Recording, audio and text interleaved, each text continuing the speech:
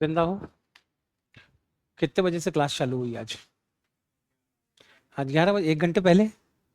ठीक है। 11 बजे किसका लेक्चर था? हर्षल सर, फिर Dipesh sir.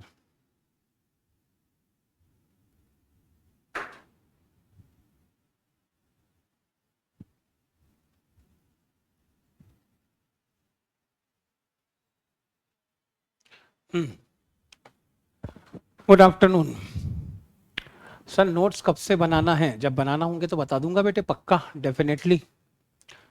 Decent evening to you बेटे, decent afternoon to you. Voice okay है, वेरी गुड। आगे चले। तो कल हम लोगों ने पहले एक डेफिनेशन डिस्कस करी थी, किसकी? एसेट्स की। एसेट्स की डेफिनेशन में 3 इंपॉर्टेंट वर्ड कौन कौन से थे?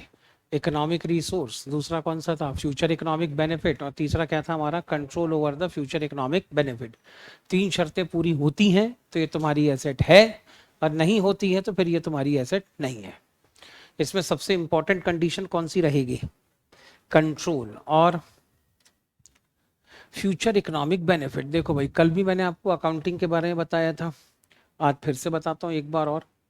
अगर किसी भी एसेट के अंदर आपको ऐसा लगता है कि हमको बेनिफिट अभी मिले नहीं है, फ्यूचर में मिलेंगे, तो फिर ये कहलाएगी तुम्हारी एसेट अभी के लिए, और सीए फाइनल तक के लिए। जब भी तुम्हारे दिमाग में कंफ्यूजन आए, देखो भाई, एक बिजनेसमैन के पॉइंट ऑफ व्यू से सोचो, तो पैसे खर्चा कर रहा है, उसको क्या फर्क पड़ता है वो मोबाइल फोन खरीद रहा है या एक रिमोट खरीद रहा है? बस ये है, मोबाइल फोन खरीदने में 70,000 रुपये खर्चा कर रहा है, रिमोट खरीदने में 700 रुपये खर्चा कर रहा है, लेकिन खर्चा तो दोनों जगह कर रहा है ना। अब बिजनेसमैन को चाहिए अपने खर्चे का बेनिफिट, उसका पूरा धंधा इसी पे टिका है, भैया मैं पैसे वहां खर्चा करूंगा जहां मेरे को बेनिफिट मिलेगा, जहां बेनिफिट नहीं मिलेगा वहां किसी भिखारी को 1 रुपए की भीख ना दे वो। सीधा सीधा हिसाब किताब है भाई। सोच के देखो, तुम अगर मंदिर जा रहे हो, मंदिर में तुम भगवान के दर्शन करके निकले, सामने दिखा तुमको भिखारी, तुमने भिखारी को 10 रुपए का सिक्का दिया, क्यों दिया? क्यों दिया बताओ ना। अब ये मत बोलना कि सर उस पर दया आ गई थी, फालतू की बातें हैं। तुम ये चाह रहे हो कि 10 रुपए मैं उस भिखारी को दूंगा, वो मेरे को दुआएं देगा और स्वर्ग में मेरी एक सीट बुक हो जाएगी, मरने के बाद मैं स्वर्ग में जाऊंगा। 10 रुपए में तुमको स्वर्ग की सीट बुक करना है? लग रहा है बेटे तुमने क्या भयानक बेनिफिट देखा है वहां पर। 10 रुपए में स्वर्ग की सीट मिल रही है, ठीक है ना? ऐसा नहीं लग रहा कुछ सस्ते मिल गई तुमको? ठीक है, तब तो तुमने 10 रुपए दिए ना। तुमको ऐसा लगेगा कि वो भिखारी तुमको बद्दुआ देगा, तो दोगे तुम 10 रुपए? तो बेनिफिट तो देख रहे हो ना वहां पर। देखो, सीधा सीधा हिसाब किताब है, सारी दुनिया पैसों पे चलती है, और बिजनेसमैन ने अगर खर्चा किया तो उसको तो चाहिए बेनिफिट। अब बिजनेसमैन ने खर्चा किया, उसको बेनिफिट मिल गया, फ्यूचर में नहीं मिलेगा तो बेनिफिट बोलेगा, बिजनेसमैन बोलेगा मेरा खर्चा है ये। लेकिन अगर उसको बेनिफिट फ्यूचर में मिलेगा तो फिर उसको क्या बोलेगा? वो एसेट है मेरी ये। As simple as that. Account को ज्यादा कॉम्प्लिकेटेड करने का नहीं। फ्यूचर इकोनॉमिक बेनिफिट है तो एसेट, नहीं है तो खर्चा, बस सिंपल सा हिसाब किताब। आगे चले। इसलिए एसेट बोलने के लिए उसके अंदर क्या होना जरूरी है? फ्यूचर इकोनॉमिक बेनिफिट होना जरूरी है। आगे चले। इसके बाद दूसरी चीज क्या आएगी आपकी? लाइबिलिटीज। लाइबिलिटी के लिए 3 वर्ड कौन से थे? अरे बोलो बेटे, याद रखना पड़े। अच्छा एक बात बताओ, सुनो, तुमको क्या लग रहा है बेटे मैं टाइम पास कर रहा हूँ यहाँ बैठ के? अगर तुमको थोड़ा सा भी ऐसी फीलिंग आ रही है कि मैं टाइम पास कर रहा हूँ बैठ के, तो मैं तुमको पहले कुछ चीजें दिखा दूं। याद करो बेटे, मैंने इंस्टीट्यूट की वेबसाइट पे जाने का एक तरीका बताया था तुमको, बताया था मैंने। पहले क्या टाइप करना है अपने को? सीए फाउंडेशन नोट्स करना है ना टाइप अपने को। सीए, अरे ये क्या लिख दिया? सीए फाउंडेशन नोट्स ही तो लिखा है मैंने, हाँ बराबर है। सीए फाउंडेशन नोट्स, इससे तुम यहाँ पे आ गए। यहाँ पे टैप करोगे तो सीधे इंस्टीट्यूट के इस पेज पे आओगे। फिर टैप करोगे अकाउंटिंग में तो इस पेज पे आ जाओगे। तुमको ऊपर वाला काम का है या नीचे वाला काम का है? नीचे वाला। नीचे वाले पे टैप कर दिया, यहाँ पहुंच गए, बराबर है। अब जैसे तुम नीचे पे पहुंचे, तब उस कंडीशन में यहाँ पर तुम्हारे ये पहला चैप्टर आ गया ना, meaning and scope of accounting, हाँ या ना? चलो इसी पे टैप कर देता हूँ मैं, meaning and scope of accounting, बराबर है। लग रहा है बेटे meaning and scope of accounting, इसके अंदर यूनिट नंबर 1 है, ये है। सबसे पहले बेटे इन्होंने किसके बारे में लिखा हुआ पढ़ो, 2 वर्ड कौन से दिख रहे हैं? यही समझाया था मैंने पिछली बार। आगे चले। हाँ ठीक है। उसके बाद और आगे चलते हैं, और आगे चलते हैं। मीनिंग ऑफ अकाउंटिंग तो मैंने अभी समझाया ही नहीं है तुमको। रिकॉर्डिंग, क्लासिफाइंग, यही इसी के ऊपर काम चल रहा है हमारा अभी। Generating financial information in using financial information चल रहा है कि नहीं चल रहा? बोलो भाई जल्दी, हाँ या ना। हाँ ही बोलना है वैसे तुमको, और तुम्हारे पास में कोई ऑप्शन है नहीं, ठीक है। ऑब्जेक्टिव्स ऑफ अकाउंटिंग मैंने अभी आपको नहीं सिखाए, फंक्शन ऑफ अकाउंटिंग मैंने नहीं सिखाए, बुक कीपिंग मैंने अभी नहीं बताया है, difference between book keeping and accounting के ऊपर डिस्कशन नहीं हुआ है, सब fields of accounting, user of accounting information, इसके ऊपर मेरा डिस्कशन नहीं हुआ है, relationship accounting with the other transaction. इतना क्लियर है? अब बेटे इतने भारी भारी वर्ड अगर मेरे को तुमको सिखाना है तो कुछ तो तुम्हारा बेसिक बनाना पड़ेगा ना, क्योंकि यूनिट नंबर 1 में से कुछ आए या ना आए, इंस्टीट्यूट ने पहले कह दिया कि हम कम से कम कितने नंबर के क्वेश्चन पूछेंगे, 5 से 10% के क्वेश्चन किससे पूछेंगे हम, सेक्शन 1 में से। और सेक्शन 1 के अंदर तुम्हारा क्या होगा, ये पूरा यूनिट 1 ही आएगा तुम्हारा इसके अंदर, और तो कुछ आने वाला है भी नहीं, बराबर है? तो तुम अपनी मजबूरी को समझो। चलो ये वाला चैप्टर हटा देता हूँ मैं। अगला चैप्टर कौन सा दिख रहा है? Accounting concept, principle and convention. फिर क्या दिख रहा है? Capital and revenue, contingent asset, accounting policy as a measurement discipline, accounting standard, यही सब बातें आ रही है हमारी। तो यहाँ तक जाने के लिए बेसिक तो बनाना पड़ेगा ना थोड़ा थोड़ा, बिना बेसिक बनाए आगे कैसे जाएंगे अपन? ट्राई टू अंडरस्टैंड, आगे चले। अब जब तुमको यही नहीं पता होगा कि सर एसेट का मतलब क्या होता है, तो फिर मैं आगे तुमको क्या समझाऊंगा? आप बोलो सर बैंक लोन हमारी लायबिलिटी है, तो भैया किस बेसिस पे तुमने डिसाइड कर लिया है तुम्हारी लायबिलिटी है? बताओ ना बेटे। क्या बेटे बैंक लोन एसेट नहीं हो सकती? हो सकती है। जिस बैंक ने लोन दिया वो तो उसको अपनी एसेट ही बोलेगा ना। सोच के देखो, अगर मैंने बैंक से लोन लिया है तो मेरे लिए लायबिलिटी है, लेकिन बैंक वालों के लिए क्या है? एसेट है। वो तो मेरे से पैसे वसूल करेंगे फ्यूचर में, इकोनॉमिक रिसोर्स बन गया, साथ में मेरे से ब्याज कमाएंगे अलग, तो फ्यूचर इकोनॉमिक बेनिफिट भी है। कब मेरे से ब्याज लेना है कब नहीं लेना है ये कौन डिसाइड करेगा? बैंक वाले। उन्होंने एक इंस्टॉलमेंट का शेड्यूल बना के दिया हुआ है ना, तो कंट्रोल भी किसके पास है? बैंक वालों के पास में है। तो अल्टीमेटली बैंक के लिए तो एसेट बन गई ना वो। तो हर बार ये बोलना कि सर ये हमने नाम रट लिया है और ये हमारी एसेट या लायबिलिटी है, तो ऐसा नहीं बोल सकते आप। आपके पास में एक बेंचमार्क होता है। बेंचमार्क का मतलब ये कंडीशन है, अगर सेटिस्फाइड हुई तो लायबिलिटी, नहीं तो भाड़ में जाए। सीधा सीधा हिसाब किताब। अपन बहुत प्रोफेशनल लोग हैं, हम इतने प्रोफेशनल लोग हैं कि ये हमारा क्राइटेरिया है, अगर हमारे क्राइटेरिया में फिट बैठोगे तो एक्सेप्टेड, अदरवाइज सीधे सीधे रिजेक्टेड। कोई बीच का ऑप्शन होता ही नहीं अपने पास अकाउंटिंग में। अरे नहीं उठा सकता मैं अभी, हाँ आगे चले। There is no middle way accounting में। ये क्राइटेरिया है, इसके इस तरफ एक्सेप्टेड, इसके इस तरफ रिजेक्टेड। एक अपन ने लाइन खींच के रखी हुई है। हम इतने प्रोफेशनल लोग हैं, कोई मान मलौल वाला हिसाब किताब नहीं है। No diplomatic answer at all. आपकी टैक्स लायबिलिटी 5 लाख की बनती है, तुमको 5 लाख रुपए का टैक्स भरना है, कहानी खत्म। जिस दिन चार्टर्ड अकाउंटेंट बन जाओगे उस दिन कोई क्लाइंट आएगा, क्लाइंट बोलेगा मेरे को मेरा इनकम टैक्स भरवाना है, मेरा इनकम टैक्स कैलकुलेट करके बताओ। तुमने उसका इनकम टैक्स कैलकुलेट करके बता दिया 5 लाख, कि भैया तुमको 5 लाख रुपए का टैक्स भरना है। क्लाइंट ने बोला इतना टैक्स नहीं भरना, तो तुम क्या करोगे उसके बाद? क्लाइंट को तुम नाराज कर नहीं सकते, फीस दे रहा है, ग्राहक है तुम्हारा। अब ग्राहक को नाराज तो नहीं कर सकते ना, तो क्लाइंट को पहले समझाओ कि देखो भाई, अगर 5 लाख रुपए का टैक्स नहीं भरोगे तो कल को इनकम टैक्स का नोटिस आ जाएगा, फिर इंक्वायरी होगी, कोर्ट के चक्कर काटने पड़ेंगे, फिर बाद में पेनल्टी लगेगी, इंटरेस्ट लगेगा, वो अलग। फालतू रिस्क मत लो, चुपचाप 5 लाख का टैक्स भर दो। समझाओ अपने क्लाइंट को। नहीं माना तो क्या बोलोगे? एक ही सवाल है, अच्छा तुमको कितना भरना है? उसने कहा 1 लाख का भरूंगा। बोला ठीक है चल 1 लाख का टैक्स भर दे। 1 लाख का टैक्स भरवा के बात खत्म कर देना। सर लेकिन बाद में इंक्वायरी हुई, तुम मरोगे कि क्लाइंट मरेगा? अरे बोलो ना, कौन मरेगा? क्लाइंट मरेगा। उस समय क्लाइंट अपने आप को दोष देगा कि तुमको दोष देगा? अपने आप को दोष देगा, क्योंकि तुमने तो बोला था ना 5 लाख का टैक्स भर, नहीं भरा तो मरेगा कौन? क्लाइंट मरेगा। फिर इनकम का टैक्स का नोटिस आएगा तो भगे भगे किसके पास आएगा? वो तुम्हारे पास ही आएगा। तो पैसा कमाने मिलेगा ना तुमको। तुम तो उम्मीद करो कि क्लाइंट तुम्हारी बात ना माने, तब तो पैसा बनेगा, नहीं तो कैसे बनेगा बाबू?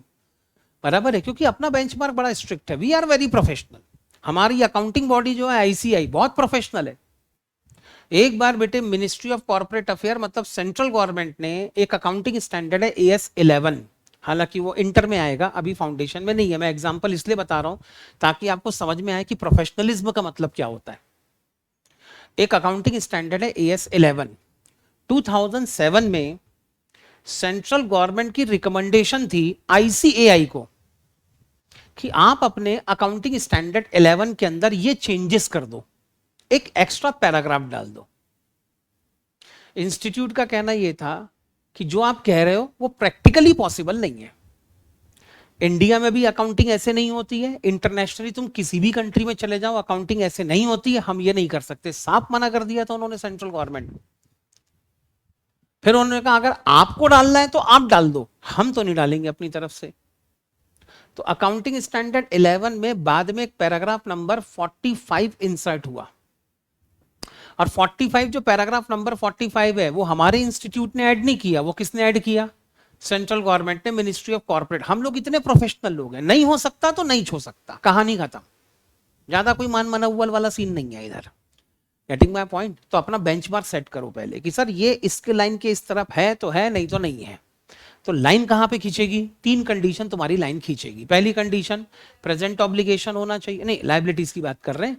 पहली कंडीशन प्रेजेंट ऑब्लिगेशन होना चाहिए। प्रेजेंट ऑब्लिगेशन का मतलब आज की डेट में अमाउंट आउटस्टैंडिंग होना चाहिए, पैसे देना बाकी है तो ये लायबिलिटी है, अदरवाइज नहीं है। क्या आज की डेट में पैसे देना बाकी है? If the answer is yes तो दूसरी कंडीशन पास्ट इवेंट। अगर आज की डेट में लायबिलिटी बाकी है तो ऐसा कौन सा इवेंट हुआ था जिसके चक्कर में ऑब्लिगेशन आई है, वो भी तो पता करना पड़ेगा। चलो सर पास्ट इवेंट में मिल गया, ठीक है। तीसरी कंडीशन सेटलमेंट।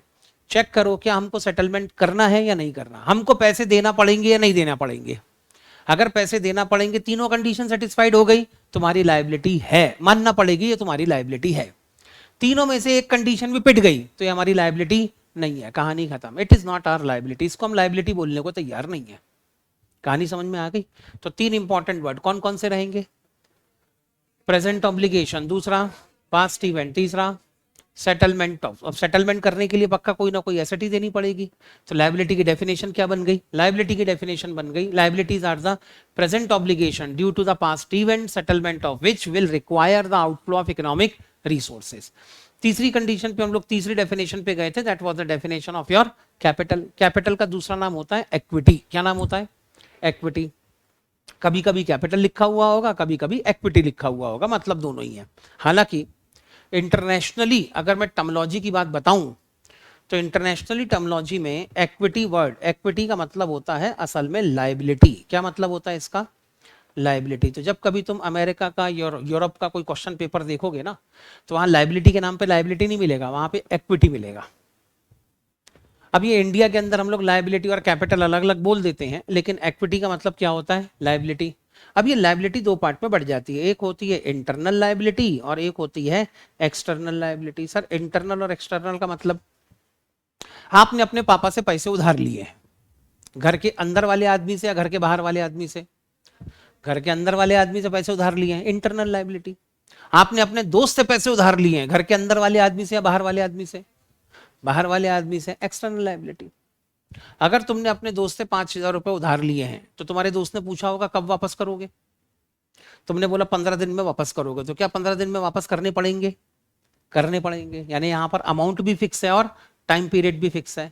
वही अगर 5,000 तुमने पापा से उधार लिए तो कोई टाइम पीरियड फिक्स है कब लौटाना है?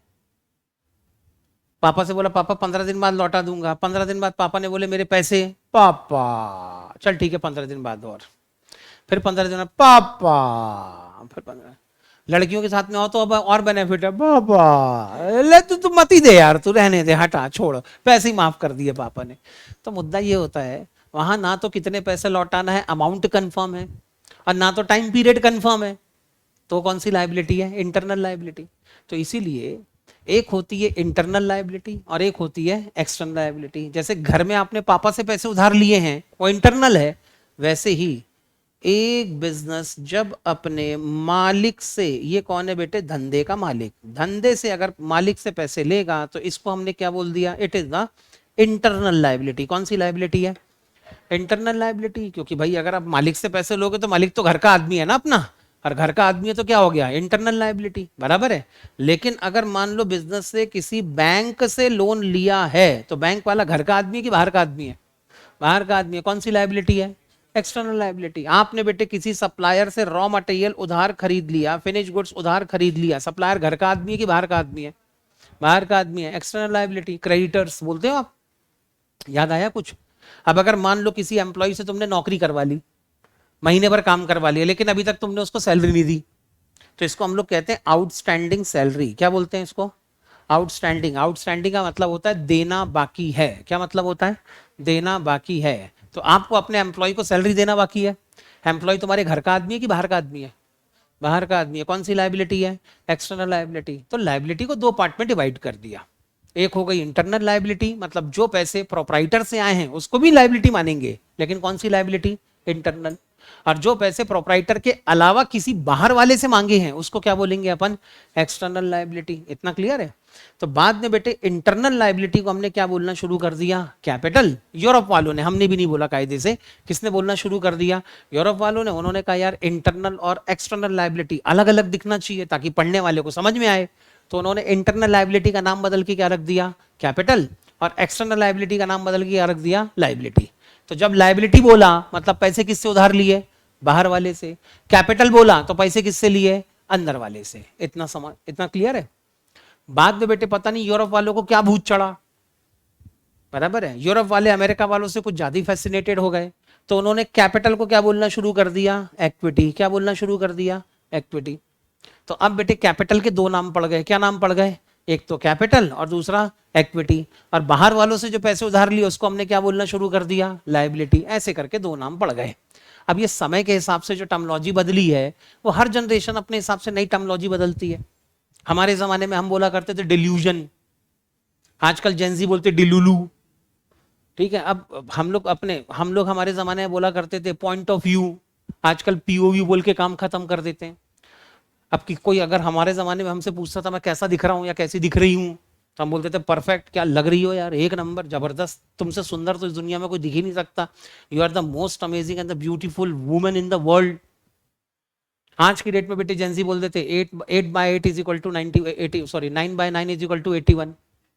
अब मेरे को समझ में नहीं आया, मैंने एक दिन ऐसी नई टी शर्ट खरीदी, अपनी बेटी से पूछा बेटा मैं कैसा दिख रहा हूँ, पापा 9/9 इज इक्वल टू 81। मैंने कहा है ये कौन सी लैंग्वेज है बे? मैंने कहा मेरे बच्चे इतने होशियार हो गए कि मैथ्स की लैंग्वेज में बात कर रहे हैं। बाद में पता चला मैथ्स में तो ढिसा ही है आज भी, उनका नया है। परफेक्ट बोलना है तो 9/9 इज इक्वल टू 81 बोल दो, कहानी खत्म। It is the meaning of perfect. उस दिन मेरे को कुछ नया ज्ञान प्राप्त हुआ, एनलाइटनमेंट, ज्ञान का प्रकाश प्राप्त हुआ बेटे। सो मेन मैटर यहां पर यह है, जब भी नई जनरेशन आएगी वो अपने साथ कुछ नई टर्मोलॉजी लेके आएगी और वो कहीं ना कहीं कुछ ना कुछ तो बदलेगी। और हर जनरेशन के अंदर लैंग्वेज बेटे पहले से रिच होती चली जाएगी। इसलिए हम लैंग्वेज के ऊपर झगड़ा नहीं कर सकते, हम सिर्फ इसी की बात कर सकते हैं कि एकेडमिक पॉइंट ऑफ व्यू से हमारे हिसाब किताब में क्या लिखा हुआ है, उसी की हम बात कर सकते हैं। आगे चले तो अगला मैटर किसका है, हमारा कैपिटल का। एक डेफिनेशन आपने कैपिटल की बचपन में पढ़ रखी है, क्या पढ़ रखी है, money invested by the proprietor into the business is known as what, capital. अब प्रोप्राइटर अपने घर से पैसे लेके आ जाए तो भी कैपिटल है। ऑफिस को सोफे की जरूरत पड़ रही है, प्रोप्राइटर ने कहा घर का सोफा लाके कहां रख दो, ऑफिस में, तो ये भी तो कैपिटल ही है। ऑफिस को बिजनेस करने के लिए एक वर्किंग प्लेस की जरूरत है, बिल्डिंग की जरूरत है, प्रोप्राइटर ने कहा मेरा वो मकान खाली पड़ा है वहां पे ऑफिस बना लो चलो। तो अब भैया वहां पे जो मकान उसने बिजनेस को दिया है वो भी तो कैपिटल ही है। तो या तो कई बार प्रोप्राइटर घर से कैश लेके आएगा और या तो कोई दूसरी एसेट लेके आएगा। तो अगर कोई दूसरी एसेट बिजनेस के अंदर इन्वेस्ट किया है तो उसको हम लोग क्या कह देते हैं, मनी इज वर्थ। क्या कह देते हैं, मनी इज वर्थ। तो पैसे लेके आया है तो वर्ड कौन सा लगा दिया, मनी। और पैसे के अलावा कोई और एसेट बिजनेस के अंदर इन्वेस्ट किया है तो उसको क्या बोल दिया अपन ने, money is worth. So cash investment money, kind investment money is worth. So money और money is worth invested into the business is known as what. Sir जल्दी वीडियो लाओ, और काय का वीडियो और लाना है, कृष्णा ने पता नहीं क्या लिखा, कृष्णा मैं समझ नहीं पा रहा हूं आपका। आगे चले, हाँ। तो ऐसी कंडीशन में एक डेफिनेशन तो आपने पढ़ रखी है, मनी और money is worth is known as what, capital. आगे चले, आजकल नए जमाने में एक डेफिनेशन और आ गई, net worth of the business is known as what, capital. अब इसको अगर समझना है तो थोड़े से डिफरेंट कॉन्सेप्ट पे जाना पड़ेगा। मेरा आज का काम है बेटे इस सेंटेंस को समझाना, क्योंकि अगर ये सेंटेंस तुम ठीक से समझ गए तो तुम्हारी अकाउंटिंग के अंदर होने वाली 20% गलतियां जिससे तुम्हारी बैलेंस शीट टैली नहीं होती है वो अपने आप टैली होना शुरू हो जाएगी। बस तुमको इसका मतलब समझना है। जिस दिन इस वर्ड का मतलब समझ जाओगे उस दिन सारी प्रॉब्लम तुम्हारे अपने आप खत्म हो जाएगी। काम चालू करें। इसके पहले बेटे मैं तुमको नोट्स लिखवा रहा था और मैंने जो आखिरी नोट्स आपको लिखवाया था, जहां तक मुझे याद आ रहा है, वो लास्ट नोट्स आपका फाइनेंशियल स्टेटमेंट से रिलेटेड था। याद आया बेटे? मैंने पिछली डेफिनेशन आपको क्या लिखवाई थी, डेफिनेशन ऑफ फाइनेंशियल स्टेटमेंट। और मैंने कहा था फाइनेंशियल स्टेटमेंट का मतलब क्या होता है। फाइनेंशियल स्टेटमेंट इंक्लूड्स, कौन कौन से स्टेटमेंट इंक्लूड करने हैं, बैलेंस शीट और इनकम स्टेटमेंट और statement of profit and loss और cash flow statement of changes in equity और कैश फ्लो स्टेटमेंट और एक नोट्स टू अकाउंट। 5 बढ़िया स्टेटमेंट बनाओ, पांचों बढ़िया स्टेटमेंट को फोल्डर बना दो, स्टेपलर मार दो, बढ़िया फोल्डर बना दो। अब ये जो पूरा फोल्डर बना है, इस फोल्डर को हम लोग क्या कहते हैं, फाइनेंशियल स्टेटमेंट। इतना याद रहेगा। आओ जरा एक एक आइटम के ऊपर डिस्कस करना शुरू करें, काम चालू करें। सबसे पहला आइटम है तुम्हारा बैलेंस शीट। बोलना शुरू करो। बैलेंस शीट सर बड़ा अजीब सा नाम है।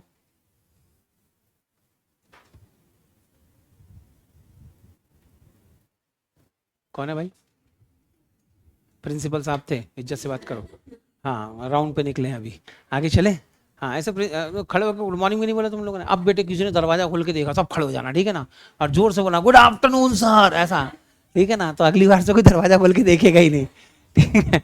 अब क्या होता है, इस टाइप के तमाशे करते रहो तो समझ में आता है बहुत खतरनाक क्लास है भाई, इसके साथ छेड़छाड़ नहीं करने का, ठीक है ना। ये चुपचाप बैठ के जब तक पढ़ रहे हैं तब तक पढ़ने दो, इनको किसी ने छेड़ाते काटने को दौड़ जाते हैं।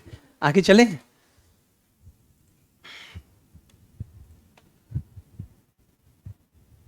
कृष्णा का कहना है और सारे चैप्टर का वीडियो लाओ सर, सारे सब्जेक्ट का। बेटे कौन से, मतलब ये इसका मतलब क्या है, तुमको समझ में आ रहा है क्या? कृष्णा ने मैसेज लिखा है और सारे चैप्टर का वीडियो लाओ सर, सारे सब्जेक्ट के, मतलब क्या होगा? अरे सिलेबस का पूरा वीडियो लाना क्या है बेटे, सारी तो प्लेलिस्ट पड़ी हुई है, सारा अपना ओपन चैनल है बेटे, पब्लिक चैनल है, बराबर है। आगे चलूं क्या? हाँ सर शुरू करो। सर ये बैलेंस शीट क्या होती है, पहले मैं बैलेंस शीट बनाता हूँ उसके बाद में तुमको बताता हूँ। सर क्या हमको बैलेंस शीट बनानी है? नहीं, तुमको सिर्फ समझना है, इसके बाद में जो इंपॉर्टेंट पॉइंट होंगे मैं खुद ही लिखवा दूंगा। आगे चले। तो नॉर्मली हम अपनी अकाउंटिंग के अंदर एक स्टेटमेंट बनाते हैं, उसका स्ट्रक्चर कुछ इस तरीके से होता है। हम अपने पेज को बीच से मोड़ देते हैं, पहले फोल्ड कर लिया अपन ने। सर क्यों? पेज बचाना है ना अपने को, इसलिए ज्यादा पेज खर्चा नहीं होना चाहिए। आगे चले। जितना ज़्यादा पेज खर्चा करोगे उतने पेड़ कटेंगे। हम बेटे थोड़ा सा नेचर को रिस्पेक्ट करते हैं, तो अपन ने कहा भाई ज़्यादा पेज खराब नहीं करना है, तो प्यार मोहब्बत में पेज को बीच से मोड़ लो। 2 साइड तुम्हारे बन गए, और राइट साइड को हम लोग बोलते हैं अपनी एसेट साइड। क्या बोलते हैं? एसेट। और लेफ्ट हैंड साइड को क्या बोलते हैं हम? लाइबिलिटी। इतना क्लियर है? पक्का? एसेट और लाइबिलिटी की मीनिंग तो समझ में आ ही गई है। चलो वेरी गुड। एसेट्स और लायबिलिटी की मीनिंग समझ में आ गई है, तो चलो अब एग्जाम्पल बताना शुरू करो। एसेट्स के example. Sir land and building. चलो बेटे यहीं से शुरू करते हैं। लैंड एंड बिल्डिंग, जमीन से जुड़े हुए लोग हो तुम, लैंड एंड बिल्डिंग से चालू। हाँ कितने की लैंड? अरे बिना अमाउंट के बेटे अकाउंटिंग कोई काम की है? बिना रुपए पैसे के बेटे, पापा बेटे को नहीं पूछ रहे, बेटा पापा को नहीं पूछ रहा, तुम कहते हो पूरी बैलेंस शीट बना दो। रुपए पैसे की कैसी बैलेंस शीट, ठीक है ना। पूरा मोह माया किसमें छुपी है बेटे? रुपए में छुपी हुई है, झगड़ा भी इसी का चल रहा है। कोई संत महात्मा कितना भी बोले मोह माया से दूर रहो, अरे भैया तुम दूर रहो, तुम जाके हिमालय में रहो, हमको तो मुंबई में रहना है, और यहाँ पे रहने के लिए पैसे लगते बाबू। हाँ बोलो, लैंड एंड बिल्डिंग कितने की है? 10 लाख। चलो ले लिया 10 लाख। और बताओ। प्लांट एंड मशीनरी भी ले लेता हूँ, चलो ले ली। कितने की है प्लांट एंड मशीनरी? अबे कोई तो फिगर बोलो बे, कुछ तो बोलना पड़ेगा, दिल खोल के बोलो। हाँ बोलो। 5 लाख ले लूं मैं? ले लो सर 5 लाख ले लो। और बताओ। फर्नीचर ले लिया बेटे, फर्नीचर भी। और बताओ। फर्नीचर 2 लाख रुपए का लग दूं, चलेगा? और बताओ। गुडविल ले लो सर, गुडविल। हाँ गुडविल भी ले लो, बड़ी फेवरेट एसेट है तुम्हारी ये गुडविल। हाँ गुडविल कितने रुपए की लेना है? ले लूं 50,000 रुपए की? ले लो सर 50,000 की गुडविल। और बताओ। इन्वेंट्री ले लेता हूँ पहले, क्योंकि सामान बेचते हैं ना अपन, उस पर इज्जत पहले देना पड़ेगी ना। हाँ तो पहले क्या ले लेते हैं अपन? इन्वेंट्री। कितने का स्टॉक है तुम्हारे पास? सर हमारे गोडाउन में 1.5 लाख रुपए का स्टॉक पड़ा हुआ है अपने पास में, ठीक है ना, अगले साल बेचेंगे, पैसे कमाएंगे। इतना क्लियर है? और बताओ। डेटर। डेटर्स की जगह मैं रिसीवेबल लिख दूं यहां पर? ये नया वर्ड आया है तुम्हारी अकाउंटिंग के अंदर। सर रिसीवेबल क्यों? क्योंकि पुराने जमाने में 11th क्लास में तुम 2 एसेट लिखा करते थे, एक लिखते थे डेटर्स और एक लिखते थे तुम बिल्स रिसीवेबल। याद आया? लिखते थे ना। आजकल इन दोनों को कंबाइंडली क्या बोलने लगे हम? रिसीवेबल्स। ठीक है आगे चलते हैं। रिसीवेबल्स। रिसीवेबल कितने के ले लूं सर? 1 लाख रुपए के ले लो रिसीवेबल्स। और कोई एसेट लेने का मन है? सर हमारी most favourite cash and bank. कितने की लेना? 4 लाख रुपए का रख दूं बैंक बैलेंस? हाँ सर इतने तो बैंक अकाउंट में होनी चाहिए, नहीं तो किसके बिना माला क्या है लाइफ का। आगे चले। बताओ टोटल कितना हो रहा है? अरे टोटल बोलो बेटे। 10 और 5 15 और 2 17 18 19 20 और 4 24 लाख रुपए, 24 लाख रुपए का टोटल, इतना क्लियर है। अब एसेट से क्या पता चलता है कि तुमने धंधे के अंदर कितने पैसे लगा के रखे हैं। सोचो एसेट साइड से, अब तुम उसको लोकल लैंग्वेज में जब तक ट्रांसलेट नहीं करोगे तब तक अकाउंटिंग तुम्हारे सर के ऊपर से जाती रहेगी। अगर तुम एसेट साइड को देख रहे हो और एसेट का टोटल कुल मिला के कितना है 24 लाख रुपए, तो इसको पढ़ते कैसे हैं? इसको पढ़ा ऐसे जाता है कि हमने धंधे में 24 लाख रुपए लगाए हैं। कैसे पढ़ा जाएगा?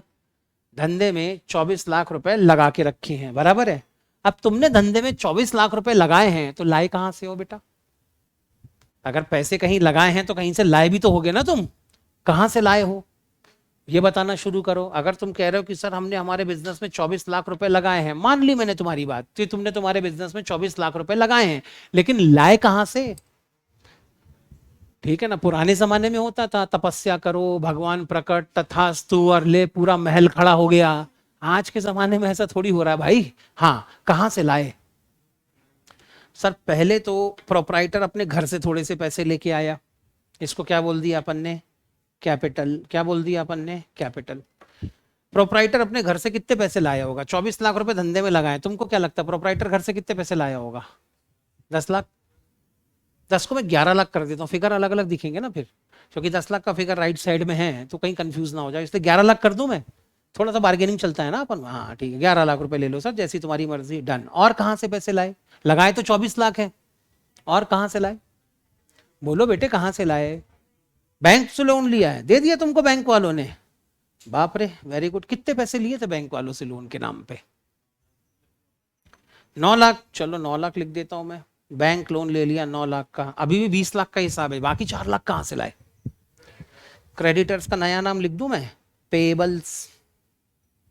क्योंकि बेटे पुराने जमाने में तुम दो नाम लिखा करते थे, एक लिखते थे क्रेडिटर्स और एक क्या लिखते थे तुम? बिल्स पेबल लिखते थे ना।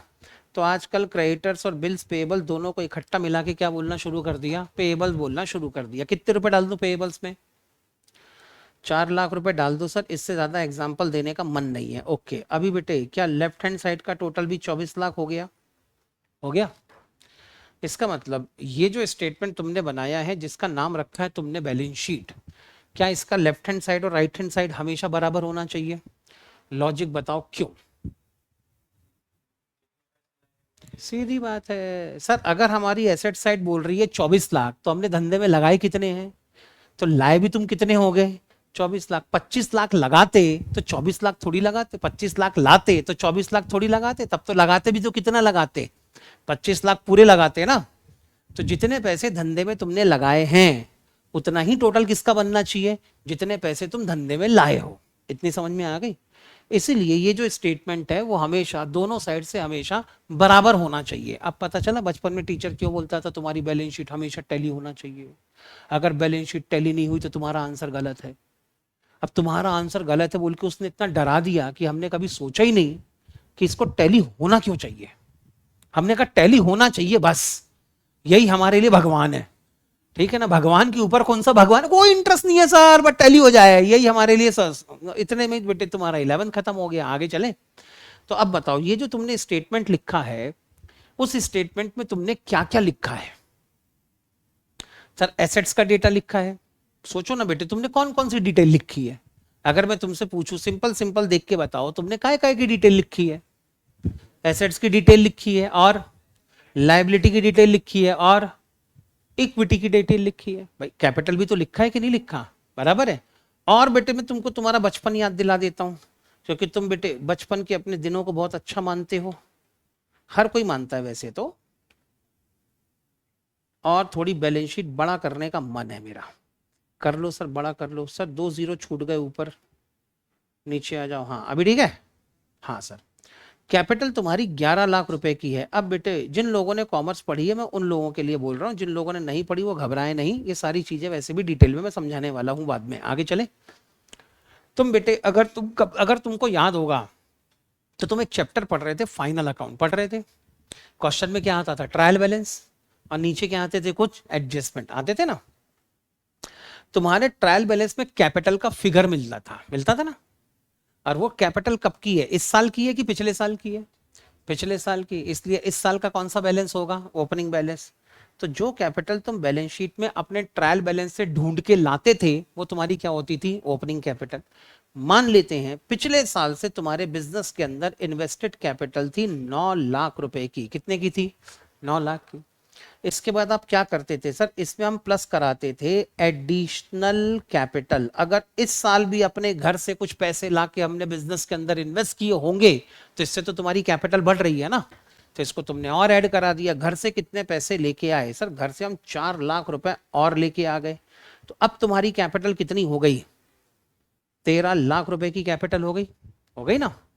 फिर इसमें तुम क्या करते थे सर? इसमें हम करेंट ईयर में जो नेट प्रॉफिट हमने कमाया है, नेट प्रॉफिट को और प्लस कर देते थे। तुम मान लेते हैं तुमने नेट प्रॉफिट कमाया है इस साल 2 लाख रुपए का, तो कैपिटल में प्लस हो गया। अब कैपिटल कितनी हो गई? 15 लाख। अब घर के खर्चे के लिए पैसे कहां से लाओगे? सुबह 9 बजे से लेकर रात को 11 बजे तक तो धंधे में काम कर रहे हो, नौकरी चाकरी तो तुम कर नहीं रहे, लेकिन घर परिवार भी तो चलाना है, घर का चूल्हा भी तो जलाना है। तो घर के खर्चों के लिए पैसे कहां से लाओगे? ऑब्वियसली धंधे में से निकाल के लेके जाओगे। तुम धंधे में से घर के लिए जितने पैसे निकाल के लेके गए अपने पर्सनल यूज के लिए, उसको क्या कहते थे? ड्राइंग्स। याद आया कुछ? आया ना बराबर? तुमने साल भर में पैसे निकाल के लेके गए घर में 4 लाख रुपए, तो अब बताओ तुम्हारी कैपिटल कितने की बच गई? 11 लाख की। ऐसी तरीके से काम करते थे ना। तो अब आपने एक बढ़िया प्यार से एक स्टेटमेंट बना दिया। अब इस स्टेटमेंट पे तुमने कौन कौन सी डिटेलिंग करी है ये बताओ, किस किस की डिटेल दी है? सर हमने सबसे पहले डिटेल दी है डिटेल्स ऑफ एसेट, अरे हाँ या ना, comma, liabilities, very good, comma, and equity, ऐसा लिख दो, पक्का? और इतनी डिटेल से तुमने क्या बनाया? स्टेटमेंट। तो एक काम करते बेटे, इसी के आगे 2 वर्ड में और लगा देता हूं, स्टेटमेंट। आपने एक स्टेटमेंट बनाया है तो इसके आगे क्या लिख दिया जाए? स्टेटमेंट। जो ये बताता है कि एसेट्स की डिटेल कितनी है, लाइबिलिटी कितनी है और कैपिटल कितनी है, तो बताता है के लिए वर्ड क्या लगा दिया जाए? शोइंग। बन गई तुम्हारी बैलेंस शीट की डेफिनेशन। What is the definition of balance sheet? Statement showing details of assets, liability and equity is known as balance sheet. इतना क्लियर है? पक्का? अब सवाल ये है कि सर बढ़िया बोला आपने, मजा आया सुन के, लेकिन ये सब तमाशा किया क्यों? कोई तो लॉजिक होना चाहिए ना। बिना लॉजिक के तो बेटे अपन कोई काम नहीं करते हैं। अगर तुम क्लास में बैठ के मेरे जैसे आदमी को सुन रहे हो तो कोई तो कारण होगा। कारण तुम सबको मालूम है सर, एक महीना आएगा, एक महीने में एक दिन आएगा, ठीक है ना, कयामत का दिन, जिस दिन आसमान से आग बरसेगी, जमीन में जलजला आएगा, ठीक है, उस दिन के लिए बैठे सर आपके सामने। याद आया कुछ? तो ऐसी कंडीशन में मैंने कहा बेटे तुम एक स्टेटमेंट बनाते हो, स्टेटमेंट का नाम है बैलेंस शीट, बराबर है? अब ये बैलेंस शीट हमने बनाई क्यों है? What is the purpose of this balance sheet? अगर पर्पस समझ में नहीं आया तो इंपॉर्टेंस भी समझ में नहीं आएगी, इंपॉर्टेंस समझ में नहीं आएगी तो पढ़ने में इंटरेस्ट कहां से आएगा? शुरू करें? चलो अब इसका पर्पस समझाते हैं। मैंने कहा बेटे एक बात बताओ, तुम्हारे पास में 2 कंपनियां हैं, company A and company B, इतना ठीक? कंपनी ए की तुमने बैलेंस शीट देखी, कंपनी ए की बैलेंस शीट में टोटल एसेट मिली तुमको 24 लाख रुपए की। 24 लाख ही है ना? हाँ। कंपनी ए की बैलेंस शीट में तुमको टोटल एसेट मिली कितने की? 24 लाख रुपए की। कंपनी बी की तुमने, कंपनी ए की बैलेंस शीट देखी, इसमें टोटल लाइबिलिटी मिली तुम्हारे को 9 और 4 13 लाख रुपए की, बराबर है? हाँ या ना? पक्का? अब तुमको करना था इन्वेस्टमेंट, पैसे आ गए, चार्टर्ड अकाउंटेंट बन गए, बढ़िया 1.5 लाख रुपए महीने की नौकरी वोकरी मिल गई, शादी वादी हुई नहीं है तो बीवी बच्चों के खर्चे हैं नहीं तुम्हारे, अभी रह कहाँ रहे हो? मम्मी पापा के साथ, तो घर का किराया भी नहीं लग रहा, खाने पीने के खर्चे भी नहीं लग रहे। और कभी अगर अपने को कोई शॉपिंग वॉपिंग करनी है तो मम्मा, लड़के क्या बोलेंगे? मम्मा, लड़कियां क्या बोलेंगे? पापा। शॉपिंग भी हो गई अपनी। तो 1.5 लाख रुपए का करोगे क्या?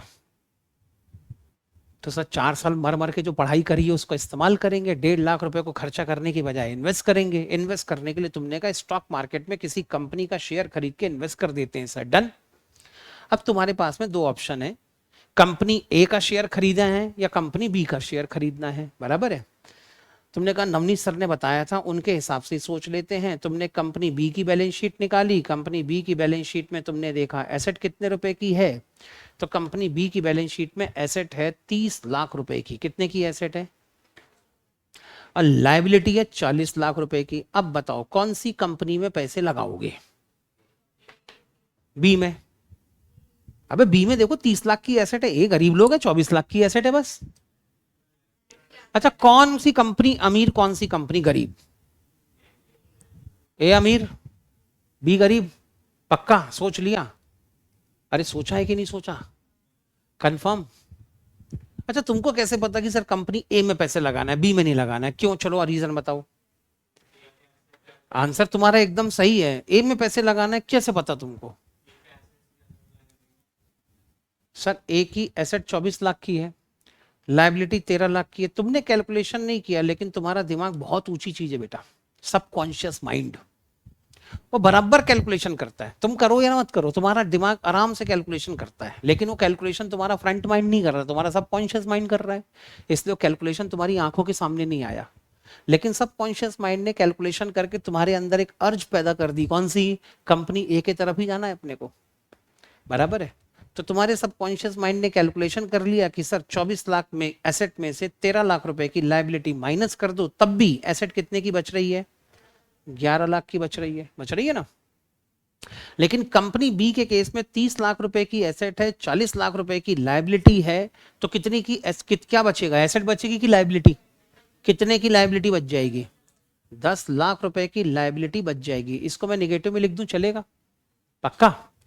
तो जब एसेट में से लायबिलिटी को माइनस किया जाता है तो जो रिजल्टेंट फिगर आता है, इसको हम लोग कहते हैं नेट एसेट। क्या कहते हैं?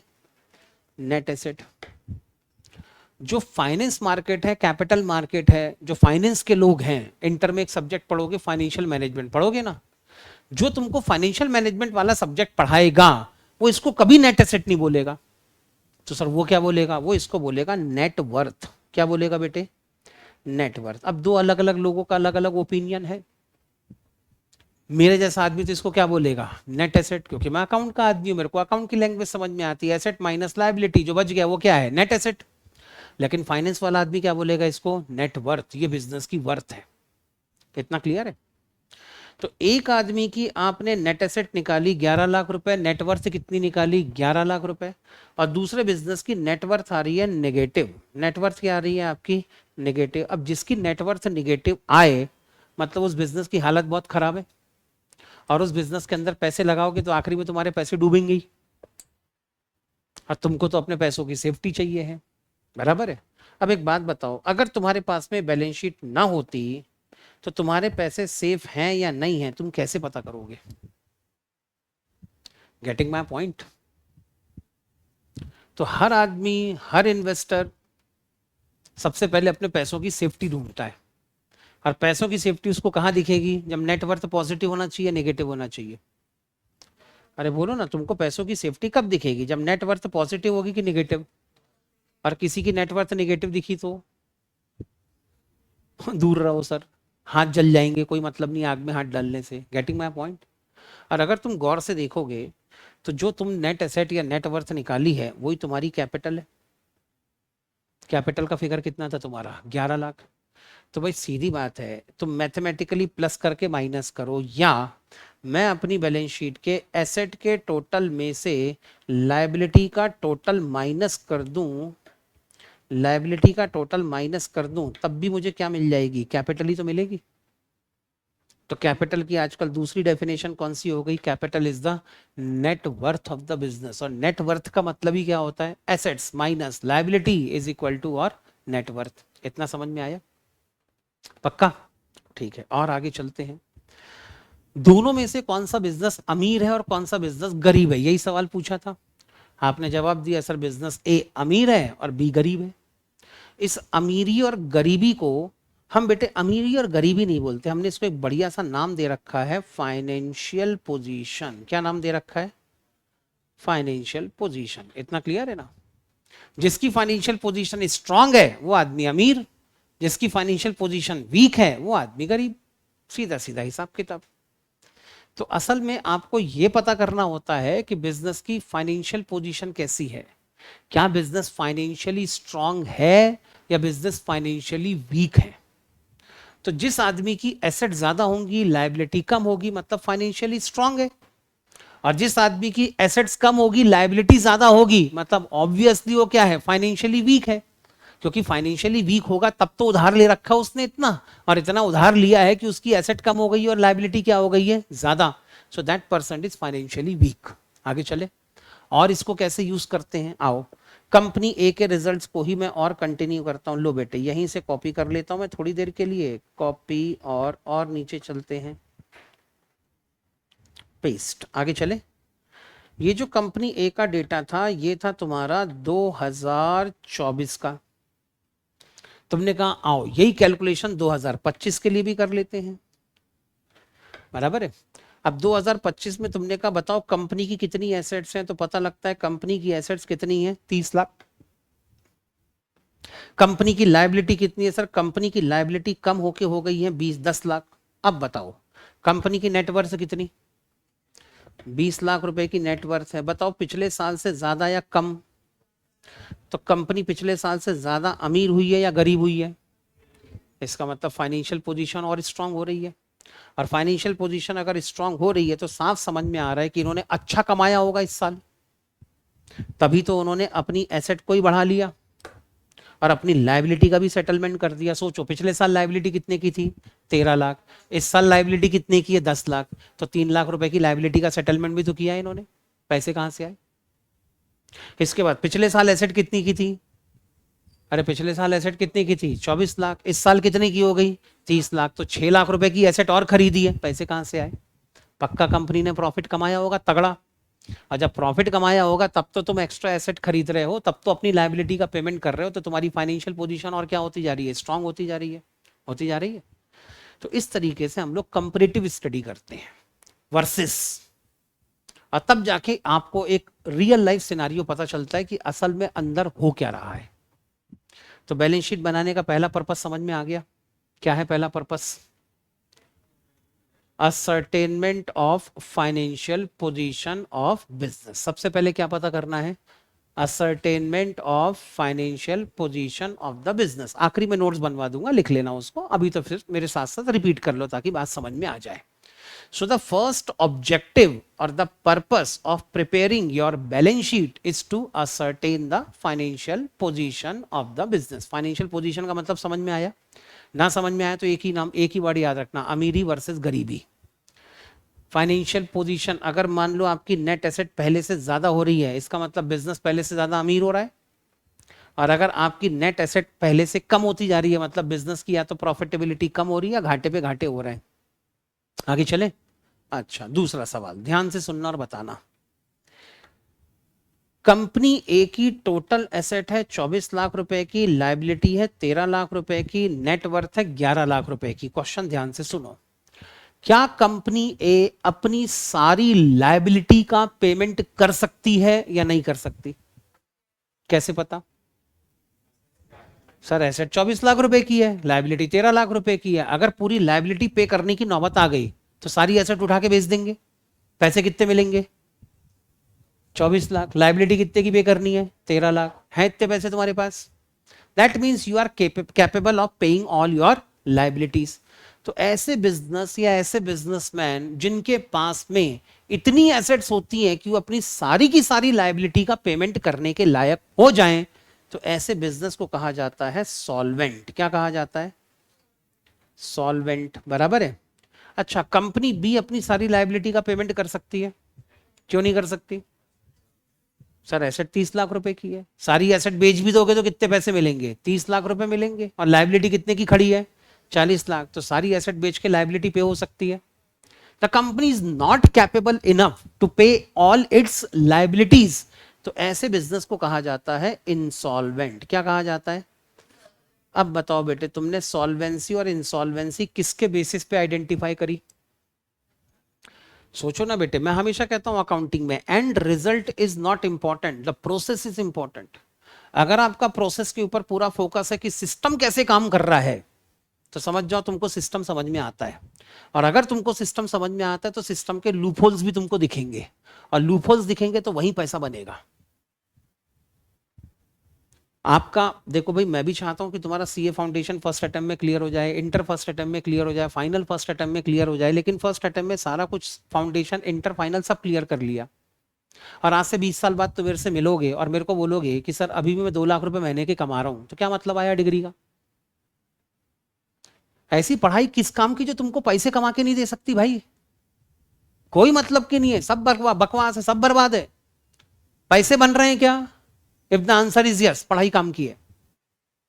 पैसे बन रहे हैं क्या? नहीं बन रहे, सब बेकार है, फालतू की पढ़ाई चल रही है सब।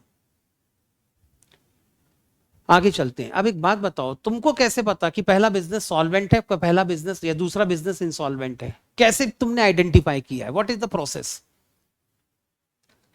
सर एसेट्स और लायबिलिटी को कंपेयर कर लिया, बराबर है ना? तो अगर तुमको पता करना है कि बिजनेस सॉल्वेंट है या इंसॉल्वेंट है, तो भी तुमको किसका डेटा लगेगा? एसेट्स और लायबिलिटी का डेटा लगेगा। और एसेट्स और लायबिलिटी का डेटा मिलेगा तो कहां मिलेगा? बैलेंस शीट में मिलेगा।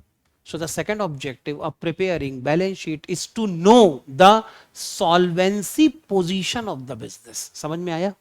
बैलेंस शीट बनाने का दूसरा रीजन, पहला रीजन कौन सा था?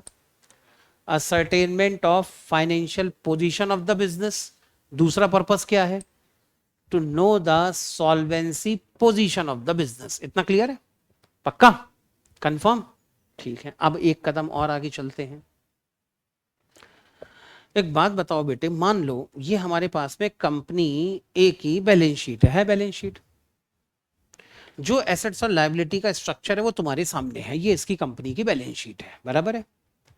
अचानक आप अगर उस कंपनी के मालिक हैं, आपके पास में बढ़िया once in a lifetime opportunity आई है, नया प्रोजेक्ट तुम्हारे सामने आया है, उस प्रोजेक्ट के अंदर 10 लाख रुपए लगाना है, बराबर है? और 5 साल के अंदर 10 करोड़ रुपए बन जाएंगे तुम्हारे, इतना शानदार प्रोजेक्ट है। प्रोजेक्ट आया है, अब प्रोजेक्ट में 10 लाख के 10 करोड़ कैसे बनेंगे वो भी समझाता हूं। प्रोजेक्ट ऐसा है जिसमें गवर्नमेंट सब्सिडी अनाउंस करने वाली है। जैसे अभी चल रहा है ना अपना अमेरिका और ईरान का वॉर चल रहा है, क्रूड ऑयल के प्राइसेस बढ़ रहे हैं। अब इस क्रूड ऑयल के प्राइसेस के बचने के लिए इंडियन गवर्नमेंट पावर सेक्टर के ऊपर बहुत फोकस कर रही है, ग्रीन एनर्जी सेक्टर के ऊपर बहुत फोकस कर रही है, भयानक सब्सिडी दे रही है अभी। बस तुम कैसे भी करके ग्रीन एनर्जी के प्रोजेक्ट लगाओ, सब्सिडी हमसे लेके जाओ, लेकिन बिजली बनाओ और सारी चीजें बिजली पे चलाओ। ये क्रूड ऑयल के ऊपर डिपेंडेंसी खत्म ही करना है अपने को, तो गवर्नमेंट सबसे ज्यादा सब्सिडी देगी। अब सोचो, तुमको फैक्ट्री लगानी है, फैक्ट्री लगाने के लिए तुमको लगेंगे 1 करोड़ रुपए, गवर्नमेंट कहती है मैं सब्सिडी दे रही हूँ, लगाओ तुम फैक्ट्री, तो 1 करोड़ की फैक्ट्री तुम्हारी फ्री में लग जाएगी, बिजली बना बना के बेचोगे।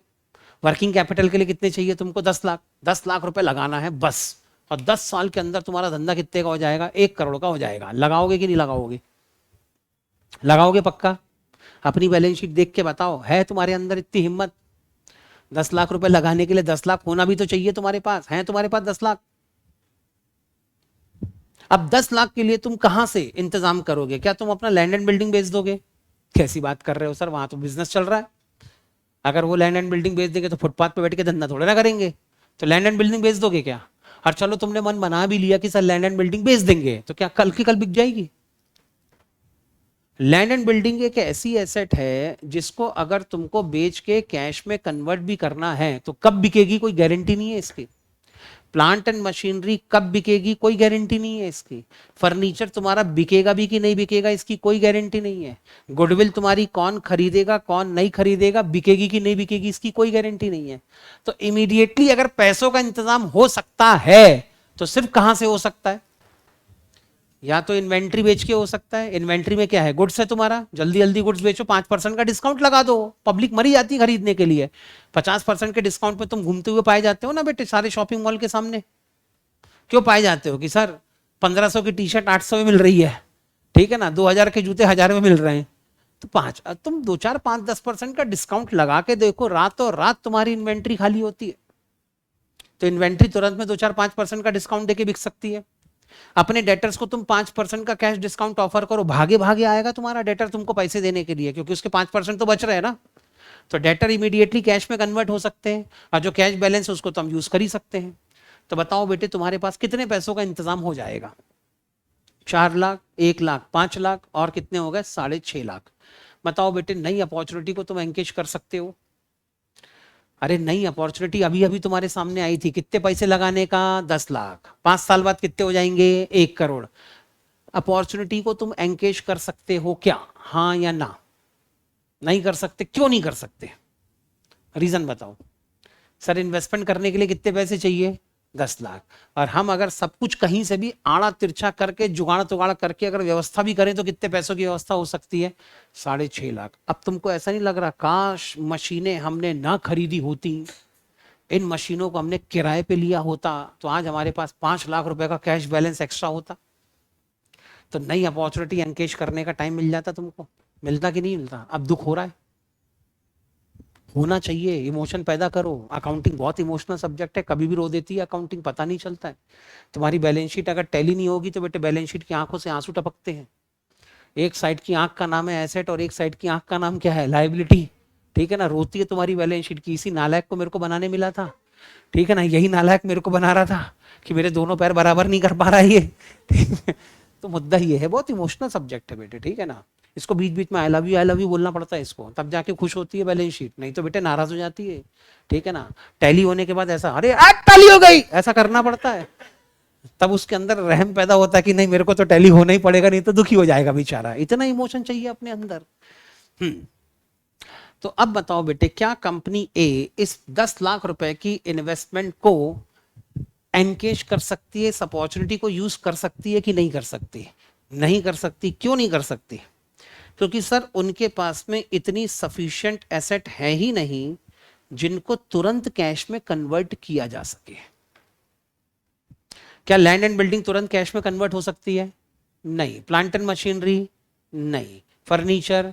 नहीं। गुडविल? नहीं। रिसेबल्स? हाँ। इन्वेंट्री? हाँ। कैश तो ऑलरेडी कैश के फॉर्म में है ही, उसको तो कन्वर्ट भी करने की जरूरत नहीं है। Getting my point? तो अब होता क्या है, किसी भी कंपनी की बैलेंस शीट में एसेट में कौन सी एसेट, अब तुम बताओ लॉजिकल सोच के कि किस टाइप की एसेट तुम्हारी बैलेंस शीट में ज्यादा होना चाहिए। वो एसेट जिनको जब मर्जी चाहे अपने हिसाब से तुरंत कैश में कन्वर्ट कर सकते हो, या वो एसेट जिनको तुम कैश में कन्वर्ट नहीं कर सकते? वो एसेट जिसको इजीली कैश में कन्वर्ट किया जा सके, बराबर है। तो वो एसेट जिनको जब तुम चाहो तब इजीली कैश में कन्वर्ट कर सको, ऐसी एसेट को कहा जाता है लिक्विड एसेट्स। क्या कहा जाता है? Liquid assets. नाम समझ में आया? The assets which can be easily convertible into cash without any major loss in its fair value is known as what? liquid assets। इतना समझ में आया? टेंशन मत लेना, सारे नोट्स लिखवा दूंगा बाद में, ठीक है ना, पहले समझ लो।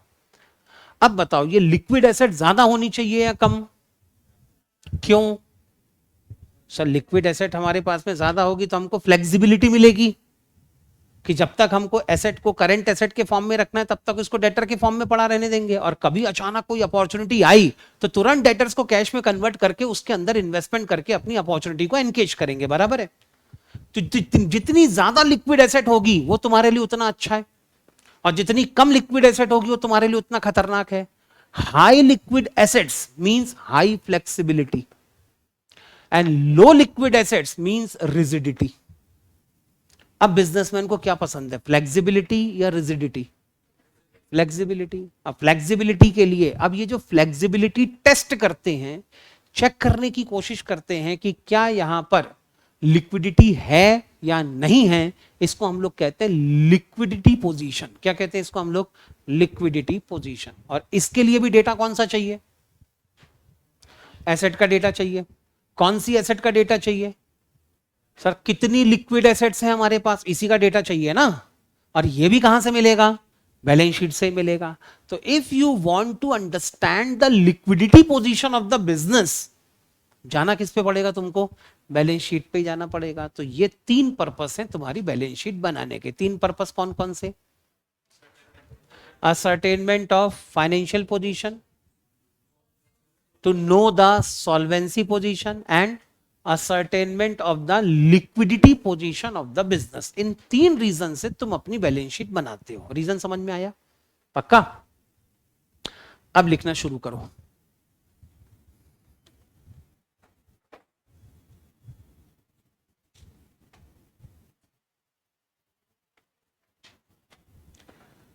हाँ बेटे, जैसा जैसा बोलूंगा वैसा वैसा लिख लो। ये उसी के आगे लिखना जहां पिछली बार लिखवाया था ना मैंने, फाइनेंशियल स्टेटमेंट, उसी के आगे लिखना। सबसे ऊपर हेडिंग डालो बैलेंस शीट, और उसके नीचे ब्रैकेट में लिखो statement showing details of assets liability and equity. उसी के नीचे बैलेंस, उसी के नीचे ब्रैकेट में लिखो statement showing details of assets liabilities and equity. Sir assets और लायबिलिटी तो इक्वल होती है, इसलिए नेट वर्थ तो जीरो आएगी। ओ माय गॉड रौनक, और सोचो जरा आराम से, क्या कह रहे हो तुमने, क्या मैसेज लिखा है, एक बार इस मैसेज को पढ़ लो। बैलेंस शीट का बहुत डिटेल में फॉर्मेट बनाने की जरूरत नहीं है, सिर्फ अगर इतना सा भी फॉर्मेट बनाओगे तो तुम्हारा काम हो जाएगा, जितना फॉर्मेट मैं बना रहा हूं, ठीक है। बस बेटे ऐसी 4 लाइनें खींच लो, ऐसा फॉर्मेट बना लो, बहुत ज्यादा जगह मत छोड़ना। सिर्फ तुमको बैलेंस शीट का मैं फॉर्मेट दिखा रहा हूं, ताकि आगे जब कभी मैं बैलेंस शीट के बारे में डिस्कशन करूं तो आपके दिमाग में फॉर्मेट आ जाना चाहिए कि बैलेंस शीट का फॉर्मेट ऐसा होता है। कई जगह मैं बैलेंस शीट वाले वर्ड को आगे जाके अपने डिस्कशन में यूज करूंगा। डन। रौनक बेटे अपने डाउट को एक बार और पढ़ो, आगे चले। बना लिया फॉर्मेट? बेटे अपने को ना लियोनार्डो दा विंची की पेंटिंग नहीं बनानी है, मोनालिसा नाम की, जो करोड़ों अरबों में बिकेगी, ठीक है ना। तो ज्यादा सीधे इंच बाय इंच बेसिस पे लाइन मत खींचो, पता लगा बैठ के नाप रहे हैं 7 इंच का पेज है, 3.5 इंच के पेज, ऐसा इतना नहीं करना है मालिक। हाथ से भी खींच लोगे तो भी चलेगा, थोड़ी सी टेढ़ी लाइन चल जाएगी अपने को। डन। अब बनाने बैठ गए लड़कियां, पता लगा रंगोली की डिजाइन बना रही है वहां, मेहंदी की डिजाइन बन रही है वहां, ये सब नहीं करना है अपने को। आगे बढ़े। उसके नीचे लिखो बेटे purpose of balance sheet, purpose oblique objectives of balance sheet. आपकी बैलेंस शीट बनाने का पर्पस क्या है और आपकी बैलेंस शीट बनाने का या तो फिर ऑब्जेक्टिव क्या है, बताओ भाई। पहला ऑब्जेक्टिव क्या था? ascertainment, ascertainment of financial position। Financial position का लोकल नाम बता दो, ब्रैकेट में लिख देना बेटे अमीरी ऑब्लिक गरीबी, क्योंकि हम हिंदुस्तानी लोगों को अमीरी गरीबी वर्ड ज्यादा जमता है, ठीक है ना, याद आ जाएगा इससे। उसी के नीचे लिखो ascertainment of financial position, financial position के नीचे एरो बनाओ, उसके नीचे नीचे लिखो based on assets and liability, ऐसा लिखो, based on assets and liability. इतना क्लियर है? उसी के नीचे लिखो asset minus liability is equal to capital. लिख लिया? Asset minus liability is equal to capital. Capital के नीचे एक एरो बना के लिखो नेट एसेट। कैपिटल के नीचे एक एरो बना के लिखो नेट वर्थ। कैपिटल के 2 नाम हो गए, कौन कौन से? अच्छा, कैपिटल के आगे चाहो तो ब्रैकेट में लिख लेना इक्विटी, कई बार क्वेश्चन में इक्विटी लिखा हुआ आता है। तो अगर क्वेश्चन में इक्विटी लिखा हुआ है बेटे, अगर क्वेश्चन में इक्विटी लिखा हुआ है तो समझ जाना क्या लिखा है, वो कैपिटल ही लिखा है। आगे बढ़े, हाँ या ना? बताओ बेटे तुमको क्या चाहिए, नेट एसेट या नेट वर्थ पॉजिटिव चाहिए या नेगेटिव चाहिए? पॉजिटिव चाहिए। तो बस बेटे इसी के नीचे ऐसा एरो बनाओ, उसके नीचे लिखो पॉजिटिव। पॉजिटिव मतलब लिख देना बेटे good financial position, good financial position. और नेगेटिव रहा तो बोलो बेटे, नेगेटिव रहा तो बैड फाइनेंशियल पोजीशन, बराबर है, बैड फाइनेंशियल पोजीशन। पहला ऑब्जेक्टिव समझ में आ गया? दूसरा ऑब्जेक्टिव बोलो। ब्रैकेट में क्या है? ब्रैकेट में है इक्विटी। अच्छा, और अगर ये वाले ऊपर वाले ब्रैकेट की बात करें तो यहां लिखा है अमीरी ऑब्लिक गरीबी। आगे चले, सेकंड ऑब्जेक्टिव बताओ बेटे क्या था? To know solvency position, of business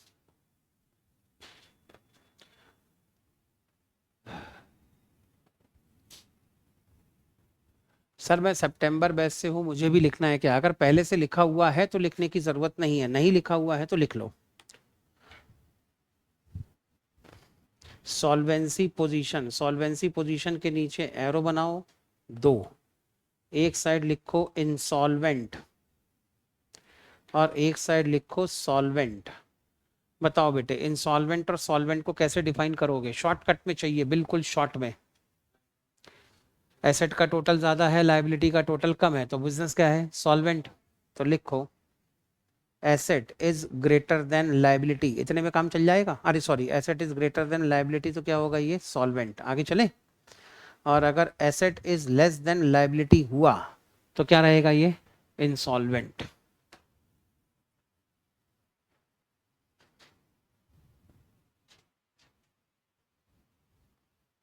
solvency position, solvent oblique insolvent. तीसरा ऑब्जेक्टिव क्या था? बोलो भाई। टू असरटेन कौन सी position? Liquidity position. To ascertain liquidity position. इतना क्लियर? बताओ बेटे लिक्विडिटी पोजीशन का मतलब क्या? लिक्विडिटी पोजीशन किससे रिलेटेड है? Liquidity position is related to liquid assets, related to liquid asset. ऐसा लिख लो वहां पे, लिक्विड एसेट। बराबर है? बताओ बेटे लिक्विड एसेट की डेफिनेशन क्या? हाँ लिखो फिर, assets which can be easily converted into cash। उसके आगे लिखना without any major loss in its fair value. Ascertain का मतलब होता है पता करना। आगे चले। लो बेटे असर्टेन का मतलब बाद में दिक्कत दे सकता है, तो इसी के नीचे लिख लो पता करना, ढूंढना। आगे चले, इतना लिख लिया। अब बताओ लिक्विडिटी पोजीशन कैसी चाहिए? अगर लिक्विड एसेट ज्यादा है तो लिक्विडिटी पोजीशन क्या होगी? हाई होगी। High liquid asset is equal to more flexibility, more flexibility in finance management।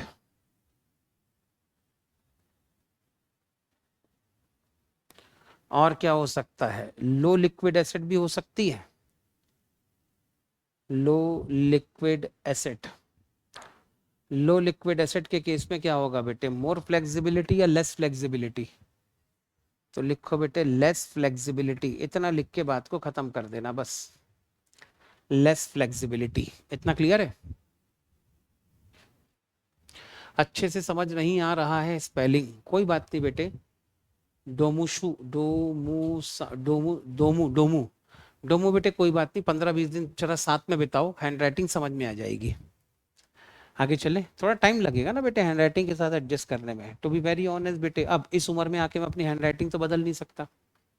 लग रहा है बेटे मेरे लिए हैंड राइटिंग बदलना पॉसिबल है? शकल देख के बताओ बेटे, इस उम्र में सोच के देखो, तुम्हारी उम्र कौन सी है डेटिंग की? अब मेरी उम्र कौन सी है कार्बन डेटिंग की? अब कार्बन डेटिंग वाला आदमी क्या अपनी हैंड राइटिंग बदलेगा? कैसी कैसी बातें करते हो बेटे। आगे चले। तो 3 ऑब्जेक्टिव हैं तुम्हारे बैलेंस शीट बनाने के। अब मेरे हिसाब से बैलेंस शीट का बेसिक बेसिक समझ में आ गया है। आगे चले। बैलेंस शीट से एक चीज तो तुम्हारी निकल के आ गई। कौन सी निकल के आ गई? बैलेंस शीट से एक बड़ी इंपॉर्टेंट चीज तुम्हारी निकल के आ जाती है कि एसेट में से लायबिलिटी माइनस कर दिया जाए तो जो बचेगा वो क्या होगी, तुम्हारी नेटवर्थ। और नेटवर्थ हमेशा किसके बराबर होगी, कैपिटल के बराबर होगी। अब आई थिंक तुमको ये डेफिनेशन समझ में आ जाएगी। Is this definition clear to all of you? Capital is the net worth of the business. इतना क्लियर है? पक्का? कंफर्म? हम बात कर रहे थे फंडामेंटल प्रमाइसेस ऑफ अकाउंटिंग की। फंडामेंटल प्रमाइसेस ऑफ अकाउंटिंग में कितनी चीजें कवर होती हैं? बोलो बेटे, फंडामेंटल प्रमाइसेस ऑफ अकाउंटिंग में कितनी चीजें कवर होती है? 5। एसेट, लायबिलिटी, कैपिटल, इनकम और एक्सपेंसेस। बराबर है ना? Income and expenses. आगे बढ़े। एसेट का मतलब समझ में आ गया। 3 कंडीशन चेक करना है। 3 कंडीशन कौन कौन सी? इकोनॉमिक रिसोर्स होना चाहिए, प्लस फ्यूचर इकोनॉमिक बेनिफिट होना चाहिए, प्लस कंट्रोल होना चाहिए। क्या तुम्हारे मम्मी पापा तुमको अपनी एसेट मानते हैं? अरे पूछ रहा हूँ, पूछ के देखना बेटे, धेले भर का नहीं मानते, क्योंकि तुम्हारे ऊपर कोई कंट्रोल ही नहीं है उनका। फ्यूचर इकोनॉमिक बेनिफिट तो है, but they are unable to control you right now. तो घर वाले तो बोल ही चुके होंगे, ये ऐसी औलादे तो पैदा होने से अच्छा नहीं होती तो अच्छी थी।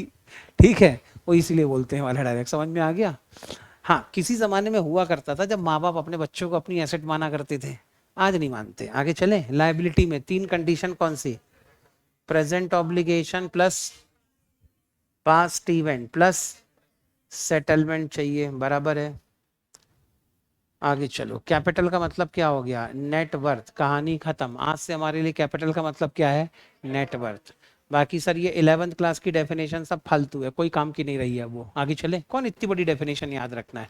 जब एक वर्ड में काम हो रहा है तो इतनी बड़ी डेफिनेशन कौन याद रखते बैठेगा। आगे चले। अब बात आती है इनकम की और एक्सपेंसेस की। आगे चले। लायबिलिटी मतलब ओइंग टू समवन, राइट? हाँ बेटे बिल्कुल सही कह रहे हो अनंत त्रिपाठी साहब। आगे चले। इनकम। सर इनकम का मतलब क्या होता है? इनकम का मतलब ये होता है कि देखो भाई, तुमने साल भर बिजनेस किया होगा, बिजनेस करके तुमने क्या जनरेट किया होगा? रेवेन्यू किया होगा ना। गुड्स खरीद रहे हो, गुड्स बेच रहे हो, खरीद रहे हो, बेच रहे हो, खरीद रहे हो, बेच रहे हो, प्रॉफिट जोड़ जोड़ के बेच रहे हो ना। तो बेच बेच के तुमने जितना माल इकट्ठा किया है, जितना पैसा इकट्ठा किया है, वो असल में क्या है तुम्हारे लिए? रेवेन्यू। लेकिन बेचने के लिए सामान खरीदा भी तो होगा, और खरीदा होगा तो बिजनेस को मैनेज भी किया होगा, कंट्रोल भी किया होगा, एडवर्टीजमेंट करी होगी, दुनिया भर के दूसरे खर्चे भी किए होंगे तुमने। तो एक है तुम्हारे पास में रेवेन्यू, एक है तुम्हारे पास में एक्सपेंस। अगर मैं रेवेन्यू में से एक्सपेंस को माइनस कर दूं तो क्या मिलेगा? प्रॉफिट ऑब्लिक लॉस मिल जाएगा बेटे। मान लो किसी आदमी ने साल भर गुड्स बेच बेच के 1 लाख करोड़ रुपए का बिजनेस जनरेट किया, रेवेन्यू जनरेट किया। साल भर में रेवेन्यू कितना आया? 1 लाख करोड़। लेकिन उस रेवेन्यू को जनरेट करने में खर्चा हो गए तुम्हारे 90,000 करोड़। तो साल भर का खर्चा कितना? 90,000 करोड़। और रेवेन्यू कितना आया? 1 लाख करोड़। तो बचे हुए 10 करोड़ को तो अपना प्रॉफिट ही बोलोगे ना। आखिरी में तो यही बोलोगे कि पूरे बिजनेस में खर्चा कितना हुआ है? 90,000 करोड़। और इनकम कितनी की आई है? रेवेन्यू कितने का आया है? 1 लाख करोड़। जो 10,000 करोड़ है वो अपना प्रॉफिट है। होगा कि नहीं होगा? तो ये जो आप अपने रेवेन्यू में से एक्सपेंसेस को माइनस करते हैं और अपना प्रॉफिट या लॉस कैलकुलेट करते हैं, इसी को टेक्निकली कहा जाता है इनकम। क्या कहा जाता है? इनकम। तो किसी भी तरह का कोई भी प्रॉफिट हो जाए तो उस प्रॉफिट को हमने क्या बोलना? हमेशा इनकम।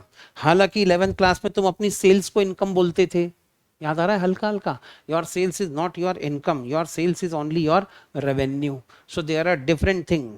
रेवेन्यू और इनकम दोनों के बीच में जमीन आसमान का अंतर होता है। अंतर समझ में आ गया? पक्का? तो अब अल्टीमेटली इनकम का मतलब क्या? तो सर इनकम का मतलब ही हो गया कि रेवेन्यू में से क्या माइनस कर दिया जाए? एक्सपेंस। जो बच जाएगा, residual revenue, is known as what? Income. इतना क्लियर है? अब बताओ बेटे, इस प्रॉफिट या लॉस के ऊपर अधिकार किसका है? Who is the rightful owner of this profit? Proprietor का। जो धंधे का मालिक होगा, जिसने इन्वेस्ट किया होगा, वही तो रिस्क ले रहा है ना। और जो रिस्क ले रहा है भैया, उसके उसी का रिवॉर्ड है ये तो ये प्रॉफिट मिलना भी किसको चाहिए बेटे? अरे बोलो ना, ये प्रॉफिट मिलना भी किसको चाहिए? प्रोपराइटर को ही मिलना चाहिए। अब प्रोपराइटर को ये प्रॉफिट देने के लिए हम क्या करते हैं? इसको बैलेंस शीट में कैपिटल में ऐड कर देते हैं। समझ में आया बेटे? अगला सोचो बेटे, थोड़ी देर पहले हमने बैलेंस शीट बनाई थी। और इस बैलेंस शीट में आपने नेट प्रॉफिट को क्या करवा दिया था, प्लस करवाया था, प्लस। अब बताओ बेटे, नेट प्रॉफिट को प्लस करने से तुम्हारी कैपिटल बड़ी होगी या कम होगी? बढ़ जाएगी। कैपिटल का दूसरा नाम क्या निकल के आ गया, नेटवर्थ निकल के आ गया ना। तो बताओ बेटे, प्रॉफिट होगा तो तुम्हारी नेटवर्थ बढ़ेगी कि कम होगी? बढ़ेगी। तो increase in net worth is known as your income. समझ में आ गई definition? So what is the definition of income? Increase in net worth is known as your income. अब इनकम का मतलब क्या है, प्रॉफिट।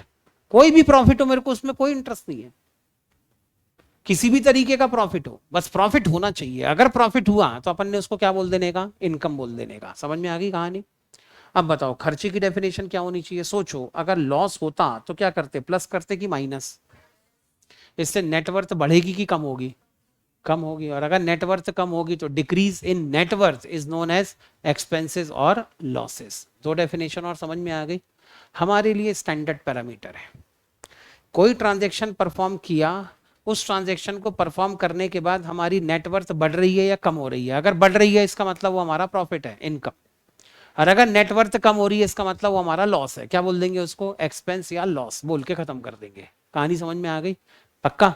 और ज्यादा बेटे इसके लिए तामझाम की जरूरत नहीं है, इतना क्लियर है? पक्का? लो बेटे, दो डेफिनेशन तुम्हारी और हो जाती है। अगली डेफिनेशन आएगी तुम्हारी किसकी, इनकम की डेफिनेशन आ जाएगी। What is the definition of income? बोलो बेटे। Increase in net worth of the business is known as your income. बराबर, आगे चले। अगर मैं तुमसे पूछूं what is the definition of expenses और losses? Decrease in net worth of the business is known as your expenses और losses. इतना क्लियर है? अरे समझ में आया? पक्का? कंफर्म? चलो आगे चलते हैं। अब अपने नोट्स पे वापस आ जाओ। हम किसके बारे में बातें कर रहे थे? हम बात कर रहे थे मेनली किसके बारे में यार, बात कर रहे थे, कहाँ गया? हाँ, हम बात कर रहे थे फाइनेंशियल स्टेटमेंट्स की डेफिनेशन की। फाइनेंशियल स्टेटमेंट इंक्लूड्स, पहला स्टेटमेंट कौन सा, बैलेंस शीट, इसके ऊपर डिस्कशन हो गया हमारा। दूसरा स्टेटमेंट है इनकम स्टेटमेंट। अब इनकम स्टेटमेंट के अंदर क्या आएगा, तो कोई भी ऐसा स्टेटमेंट जो आपका प्रॉफिट या लॉस कैलकुलेट करके दे, उस स्टेटमेंट को क्या कहते हैं हम लोग, इनकम स्टेटमेंट। तो लिखो बेटे, second statement, income statement.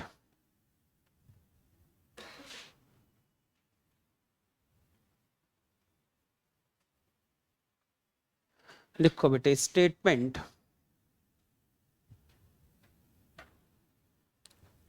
showing income earned, bracket में लिखना प्रॉफिट और लॉसेस इनकर्ड। कोई भी एक ऐसा स्टेटमेंट बनाया जाए जिससे आपने कितना प्रॉफिट कमाया है या आपको कितने लॉसेस हुए हैं, that statement is known as what, income statement. आगे चले? पक्का? अब सर इनकम स्टेटमेंट कौन कौन से होते हैं? तो जैसे पहले बचपन में आपने एक स्टेटमेंट पढ़ा होगा, trading and profit and loss account पढ़ा था आपने। तो trading and profit and loss account बना के तुम क्या निकाल रहे थे, अपना नेट प्रॉफिट या नेट लॉस ही तो निकाल रहे थे। तो ये भी कौन सा स्टेटमेंट है, इनकम स्टेटमेंट। सर ये trading and profit and loss account कौन बनाता है? Trading and profit and loss account बनाते हैं आज की डेट में सोल प्रोप्राइटर और पार्टनरशिप फर्म। सर कंपनियां नहीं बनाती? नहीं बेटे, कंपनियां बनाती जरूर हैं, लेकिन कंपनियां इसका नाम लिखती हैं statement of profit and loss. इसी के नीचे लिखो JSC, जॉइंट स्टॉक कंपनीज। कोई भी जॉइंट स्टॉक कंपनी जब अपना इनकम स्टेटमेंट बनाएगी तो हमेशा उसकी हेडिंग क्या लिखेगी, वो statement of profit and loss. इतना क्लियर है? तो 11th 12th में क्या नाम लिखा तुमने, trading and profit and loss account. Foundation में भी क्या नाम लिखोगे, trading and profit and loss account. लेकिन इंटर में अचानक नाम बदल के क्या लिखना पड़ेगा, statement of profit and loss, क्योंकि कंपनी का जो प्रॉफिट एंड लॉस अकाउंट बनेगा उसकी हेडिंग हमेशा क्या होगी तुम्हारी, statement of profit and loss. और लिखो बेटे इसी के बाद तीसरा, इनकम एंड एक्सपेंडिचर अकाउंट।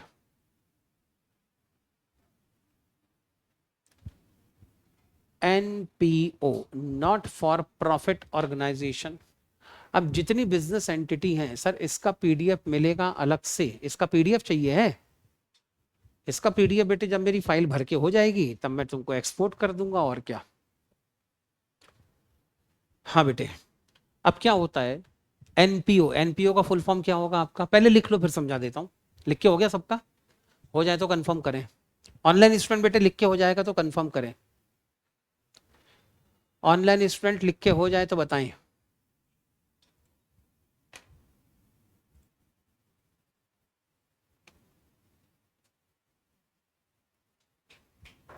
आजकल यार यूट्यूब का ना एल्गोरिथम बिल्कुल ठीक से काम नहीं कर रहा है, पता है क्या।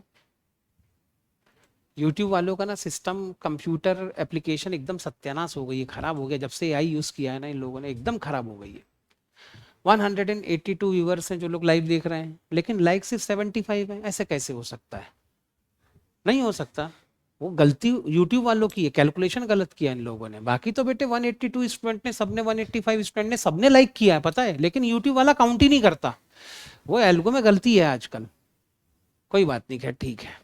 अब यूट्यूब से थोड़ा ना लड़ सकते हैं बेटे, स्टूडेंट से तो रिक्वेस्ट ही कर सकते हैं कि लाइक कर दो, नहीं करोगे तो शादी नहीं होगी, और होगी तो सेम जेंडर में होगी। एनपीओ, एनपीओ का मतलब होता है नॉट फॉर प्रॉफिट ऑर्गेनाइजेशन। ये वो ऑर्गेनाइजेशन होती हैं जो फाइनेंशियल एक्टिविटी तो करती है, पैसा इनके पास से भी आ रहा है, पैसा ये भी खर्चा कर रही है, लेकिन असल में इनका मोटिव या इनका ऑब्जेक्टिव प्रॉफिट या लॉस कमाने का नहीं होता। ये करती है समाज सेवा।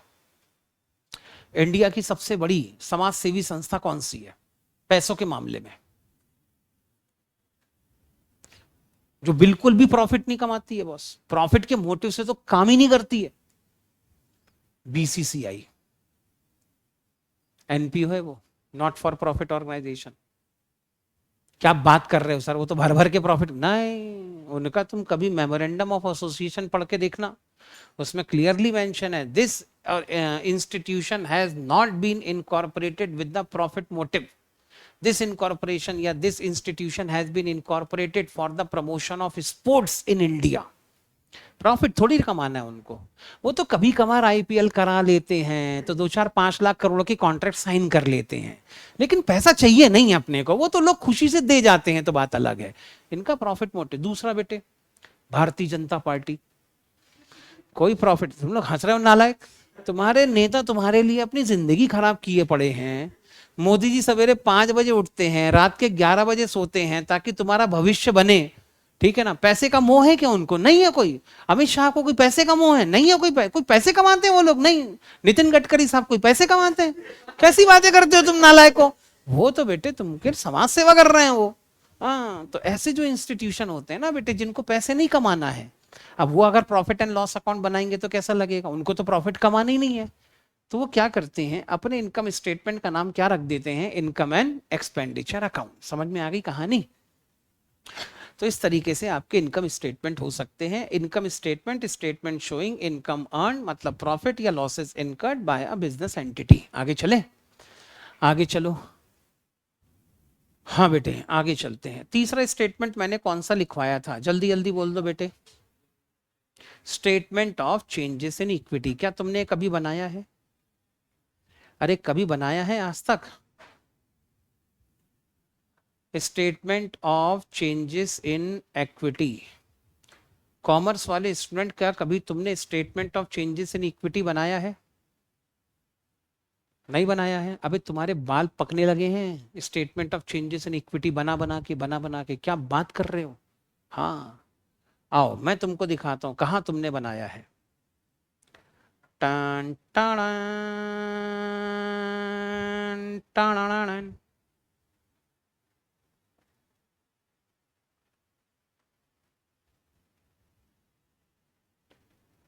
बस बेटे इतने के ऊपर फोकस करो जितना मैंने कॉपी करके लाया हूं। क्या क्या दिख रहा है पढ़ के बताओ। पूरा पढ़ना, अधूरा नहीं पढ़ना है, पूरा पढ़ो। सबसे पहले कैपिटल का ओपनिंग बैलेंस, इसमें प्लस क्या किया तुमने? Additional capital. इसमें क्या प्लस कर दिया? Net profit. और क्या माइनस कर दिया? इसके बाद क्या आ गई? Closing capital. साल के आखिरी में कितनी कैपिटल है, आ गई कि नहीं आ गई? साल के शुरू में कैपिटल कितनी थी, आखिरी में कितनी है? 11 लाख। कैपिटल का दूसरा नाम क्या है? इक्विटी। क्या तुम्हारी इक्विटी बदल गई? अरे बदली कि नहीं बदली? साल के शुरू में कितनी थी? 9 लाख। साल के आखिरी में कितनी हो गई? 11 लाख। तो ऐसा ही लग रहा बेटे, ये जो छोटा सा स्टेटमेंट तुमने बनाया है, इसमें तुम ये बताने की कोशिश कर रहे हो कि हमारी ओपनिंग कैपिटल 9 लाख रुपए की थी और क्लोजिंग कैपिटल कितने की है? 11 लाख रुपए की है। It represents the change in equity, बराबर है। और बेटे तुम तो एक कदम आगे चले गए। सर क्या बात कर रहे हो? हाँ, तुमने तो ये तक बताया है कि हमारी अगर कैपिटल बदल रही है तो कैपिटल बदलने का रीजन क्या है। लग रहा है बेटे तुमने रीजन भी एक्सप्लेन करके दिए हैं प्यार से, कि हमारी ओपनिंग कैपिटल थी 9 लाख रुपए की, क्लोजिंग कैपिटल 11 लाख रुपए की है। कैपिटल क्यों बदली? तो तुमने कहा हम घर से और कितने पैसे लाके लगाए हैं? 4 लाख। और हमारे धंधे ने कितने कमा के दिया है? 2 लाख। और घर लेके कितने गए हैं बाद में? 4 लाख। ये 3 रीजन थे ना तुम्हारे। तो ये जो स्टेटमेंट है, इसी स्टेटमेंट को कहते हैं statement of changes in equity. This complete statement is known as statement of changes in equity, बराबर है। अब नहीं लग रहा बेटे मर मर के बनाए हैं तुमने? 11th क्लास में कम से कम 100 बार बनाया होगा तुमने, 100 क्वेश्चन तो सॉल्व किए होंगे। क्लास में तुम्हारे टीचर ने कम से कम 15 क्वेश्चन कराया होगा। हर क्लास के बाद में 5 क्वेश्चन तुमको होमवर्क में दिया होगा। 5 क्वेश्चन में 5-5 बैलेंस शीट बनाई होगी। रिवीजन के समय कम से कम 20-30 क्वेश्चन बना बना के देखे होंगे, बराबर है। तो कम से कम 100-150 बार तुमने स्टेटमेंट बनाया है ये, उसके बाद तुम यहां तक पहुंचे हो। तो this statement is known as what? Statement of changes in equity. याद रहेगा। अब अगला स्टेटमेंट कौन सा था? Cash flow statement. लिखो कैश फ्लो स्टेटमेंट। अब ये स्टेटमेंट में क्या मिलेगा तुमको बताओ? लॉजिकली सोच के बताओ, कॉमन सेंस लगाओ। आपने एक स्टेटमेंट बनाया है जिसके ऊपर लिखा हुआ है कैश फ्लो स्टेटमेंट, तो इसके अंदर क्या मिलेगा? सर साल भर में हमारे पास में कितना कैश इनफ्लो आया है और साल भर में हमारा कितना कैश आउटफ्लो हुआ है, यही तो मिलेगा ना। तो statement which shows cash inflow and cash outflow during the year from different activities is known as the cash flow statement. लिख दूं मैं? तो लिखो बेटे यहां पर statement showing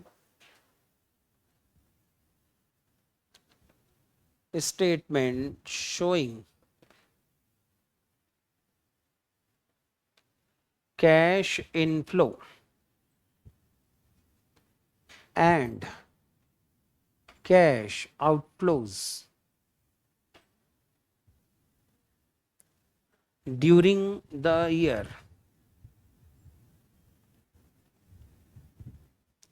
from various activities is known as cash flow statement।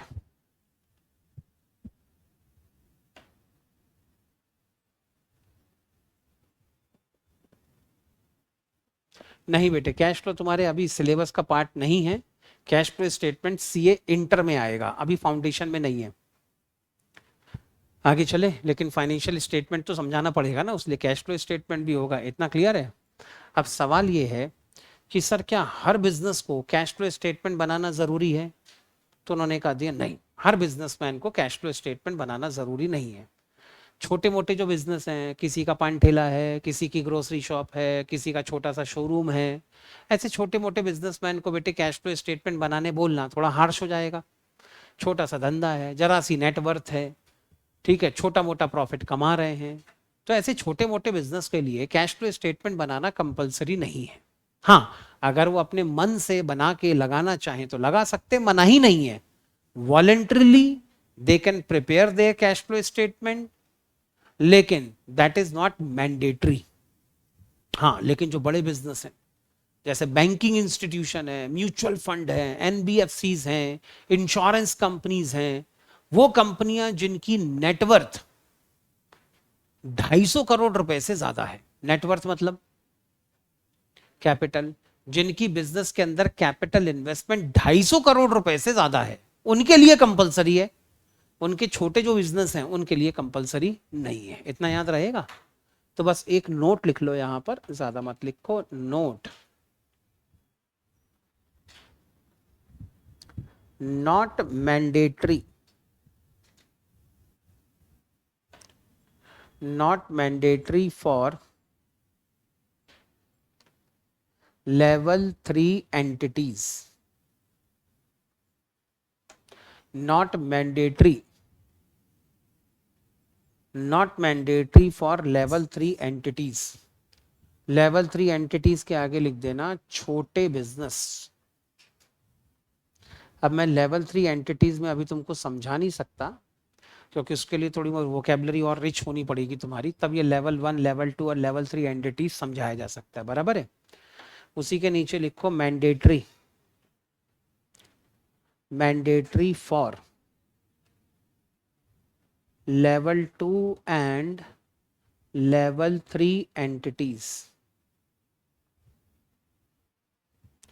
उसी के नीचे लिख दो बड़े बिजनेस।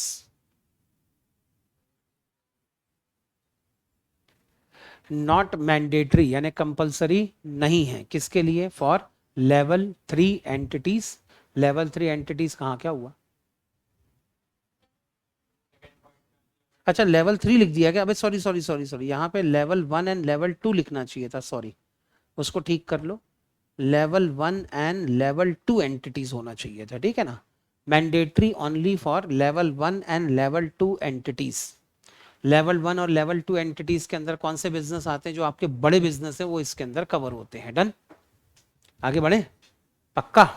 चलो, कैश फ्लो स्टेटमेंट भी हो गया। आखिरी स्टेटमेंट और क्या होना चाहिए? नोट्स टू अकाउंट होना चाहिए ना, notes to account.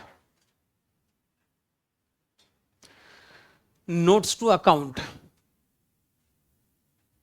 Notes to account पे जाना है तो एक एग्जाम्पल की जरूरत पड़ेगी। ये है बढ़िया सा एग्जाम्पल।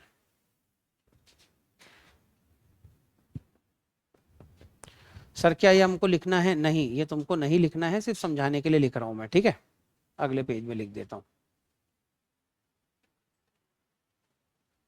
हाँ बेटे, बोलना शुरू करूं। तुम्हारे पास ये कंपनी बी का डेटा है। एसेट्स है 30 लाख रुपए की, लाइबिलिटीज है 40 लाख रुपए की। बताओ बेटे, इस बिजनेस के अंदर इन्वेस्टमेंट करना पसंद करोगे कि नहीं? नहीं करोगे पक्का? सोच लो एक बार और, बात पे पलटने नहीं दूंगा बाद में। कंफर्म नहीं करोगे? चलो ठीक है, जब नहीं करोगे तो कोई बात ही नहीं है। आगे की बात और सुन लो फिर। तुम्हारी ये जितनी एसेट्स है 30 लाख की, इसमें एक एसेट है तुम्हारी लैंड एंड बिल्डिंग। बराबर है। ये लैंड एंड बिल्डिंग हमने खरीदी थी आज से 50 साल पहले। कब खरीदी थी? 50 साल पहले। कितने की खरीदी थी? 5 लाख रुपए में। कितने की खरीदी थी? 5 लाख रुपए में। अब आज की डेट, अब हमारी बैलेंस शीट में क्या है कि आज तक उसकी वैल्यू क्या लिखी हुई है? 5 लाख ही लिखी हुई है। तो एसेट का टोटल कितना दिख रहा है? 30 लाख। अब बेटे हमारा लग गया जैकपॉट। पता है बेटे लैंड एंड बिल्डिंग कहाँ खरीदी थी? तुमने खरीदी थी मुंबई के जुहू बीच के सामने। एशिया का सबसे महंगा प्लेस है वो। सबसे महंगी प्रॉपर्टी अगर पूरे एशिया में कहीं की है तो हांगकांग के बाद मुंबई का जुहू बीच का नंबर आता है। जुहू बीच के सामने अगर तुम्हारी कोई प्रॉपर्टी है, 5 लाख रुपए की खरीदी होगी, तो कम से कम उसकी मार्केट वैल्यूएशन आज की डेट में है 300 करोड़। बराबर है। सर ये जैकपॉट किसको लगता है? तुम्हारे और मेरे जैसे लोगों को नहीं लगता है, इतना सफिशिएंट है। लेकिन कभी तो किसी ने खरीदी होगी। 5 लाख में खरीद, 50 साल पहले तो भैया 2 4 5 लाख रुपए तो बहुत बड़ी कीमत होती थी। तो 5 लाख में आपने जुहू बीच के जस्ट सामने क्या खरीद लिया था? एक बंगला खरीद लिया आपने कि बढ़िया सामने समुंदर दिख रहा है, हवा हवा आ रही है, सवेरे सवेरे बढ़िया पानी में चला करेंगे, ऐसे करके योगा होगा कर लिया करेंगे। तो आपने 5 लाख में खरीद ली। अब बेटे आज की डेट में लैंड एंड बिल्डिंग कितने की हो गई? 300 करोड़। इतना क्लियर है? अब इस कंपनी में इन्वेस्टमेंट करोगे कि नहीं करोगे? बहुत जल्दी पाला बदल लिया यार तुम लोगों ने। थोड़ी देर पहले ही बोला था बदलने नहीं दूंगा, अब करोगे? सर क्यों करोगे ये बताओ। सर अब वो एसेट कितने की है? 300 करोड़ की एसेट है। 300 करोड़ का मतलब मालूम है सर आपको? 300 के आगे 7 जीरो और लगाने पड़ेंगे, तब जाके 300 करोड़ बनते हैं, हाँ या ना? ठीक है। उसके अलावा थोड़ी बहुत एसेट और भी है तुम्हारे पास, लेकिन अब तुम्हारी आंखों में एक ही कीमत चमक रही है। कौन सी कीमत चमक रही है? 300 करोड़ की तो एक ही प्रॉपर्टी है इनकी, लैंड एंड बिल्डिंग। बाकी जो दूसरी एसेट है वो तो है ही, उसके अगेंस्ट में अब लाइबिलिटी कितनी की है? 40 लाख। अरे सर क्या 40 लाख रुपए की लाइबिलिटी लेके बैठे हो आप? 300 करोड़ की लैंड एंड बिल्डिंग है सर, उसको देखो आप। अब खरीदोगे? इसका मतलब ये जो 300 करोड़ रुपए तुम्हारी एसेट की मार्केट वैल्यू है, क्या ये मार्केट वैल्यू तुम्हारे डिसीजन को बदलने की ताकत रखती है? कोई भी ऐसी इंफॉर्मेशन जो एक यूजर के डिसीजन को बदलने की ताकत रखती है, उसको कहा जाता है मटेरियल इंफॉर्मेशन। क्या कहा जाता है? Material information. Any of the information which can change your decision. इतनी ताकत है उस डिसीजन में कि तुम्हारे उस इतनी ताकत है उस इंफॉर्मेशन में कि तुम्हारा डिसीजन बदल देगी। तो फिर वो कौन सी इंफॉर्मेशन है? Material information. बराबर है। और अगर मान लो कोई इंफॉर्मेशन तुमको मिल भी गई, तुमने कहा ठीक है ना, कोई फर्क नहीं पड़ता, हटा, इंफॉर्मेशन काम की है? नहीं है। क्यों काम की नहीं है? क्योंकि सर उससे हमारा डिसीजन नहीं बदलेगा। तो ऐसी इंफॉर्मेशन क्या होती है? Immaterial information. समझ में आया बेटे? तो इंफॉर्मेशन दो टाइप की होती है। कौन कौन सी? एक मटेरियल इंफॉर्मेशन और एक इममटेरियल इंफॉर्मेशन। तुम्हारे लिए काम की कौन सी है? Material information. अब अगर मान लो तुम्हारी अकाउंट्स की बुक में लैंड एंड बिल्डिंग लिखी है 5 लाख रुपए की, तो ये तो बुक वैल्यू है, तुम्हारी है बुक वैल्यू। लेकिन उस एसेट की मार्केट वैल्यू बुक वैल्यू से ज्यादा इंपॉर्टेंट हो गई अब, और मार्केट वैल्यू उस वैल्यू से ज्यादा इंपॉर्टेंट हो गई, तो इसको अलग से बताना पड़ेगा फिर आपको लोगों को कि देखो हमारी बैलेंस शीट में एसेट्स और लायबिलिटी जो हम दिखा रहे हैं वो तो दिखा रहे हैं, लेकिन हमारी बैलेंस शीट में जो लैंड एंड बिल्डिंग है उसकी मार्केट वैल्यू 300 करोड़ रुपए की है। तो अपना डिसीजन लेने के पहले एक बार क्या सोच लेना कि हमारे लैंड एंड बिल्डिंग की मार्केट वैल्यू कितने रुपए की है, हाँ या ना। तो अब सोचो, तुमने एक स्टेटमेंट बनाया, कौन सा? Balance sheet. बैलेंस शीट में क्या लिखी है? Assets and liabilities. एक एसेट होगी या बहुत सारी एसेट होगी? एक लायबिलिटी या बहुत सारी? बहुत सारी। हर एक एसेट से रिलेटेड कोई ना कोई तो इंपॉर्टेंट इंफॉर्मेशन होगी, हर एक लायबिलिटी से रिलेटेड कोई ना कोई तो इंपॉर्टेंट इंफॉर्मेशन होगी। फिर उसके बाद में तुमने क्या बनाया? प्रॉफिट एंड लॉस अकाउंट बनाया। उसमें सारी इनकम और सारे एक्सपेंसेस लिखे आपने। इनकम से रिलेटेड भी इंपॉर्टेंट इंफॉर्मेशन होगी, एक्सपेंसेस से रिलेटेड भी इंपॉर्टेंट इंफॉर्मेशन होगी, मटेरियल इंफॉर्मेशन होगी। फिर तुमने कैश फ्लो स्टेटमेंट भी बनाया, तो साल भर में कहां कहां से कितना कैश आया, कहां कहां कितना कैश खर्चा किया, वो भी बताया तुमने। वो जो अलग अलग सोर्सेस से कैश आया है और अलग अलग जहां तुमने पैसा खर्चा किया है, उससे रिलेटेड भी तो कुछ ना कुछ मटेरियल इंफॉर्मेशन होगी कि नहीं होगी? अकाउंटिंग कहती है कि जितनी मटेरियल इंफॉर्मेशन है which are related to assets, liabilities, equity, revenue और एक्सपेंस और कैश इनफ्लो और cash outflow should be disclosed. आपको ये इंफॉर्मेशन अलग से बतानी पड़ेगी। अब बताएंगे कहां?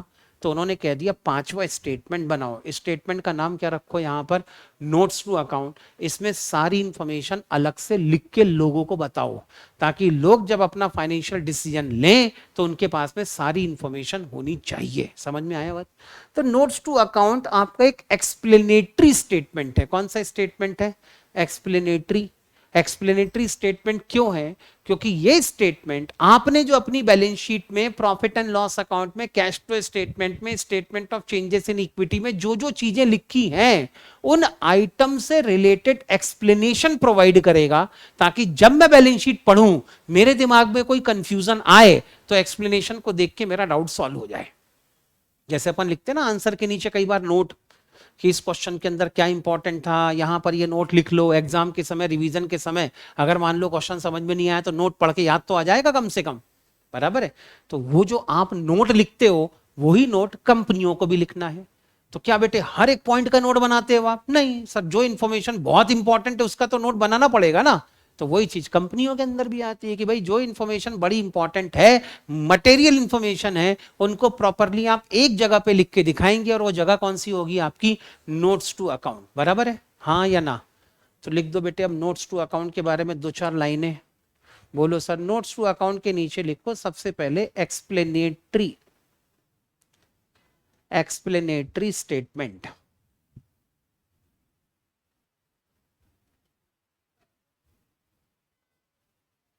Explanatory statement notes to account की डेफिनेशन में लिखो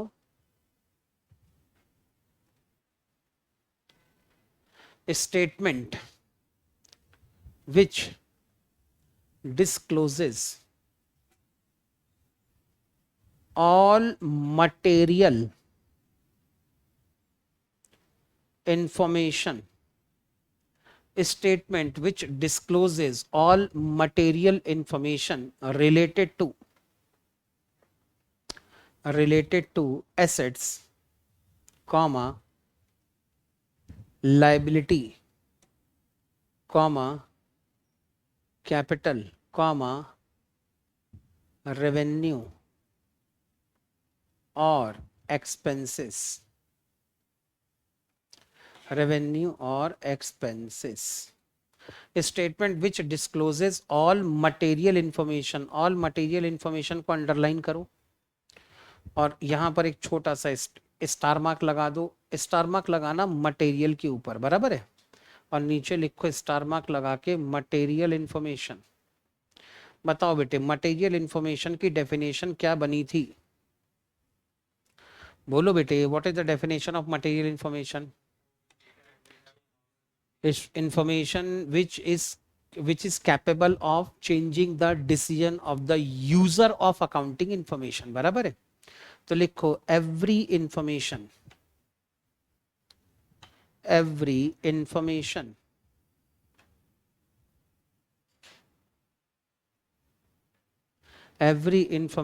which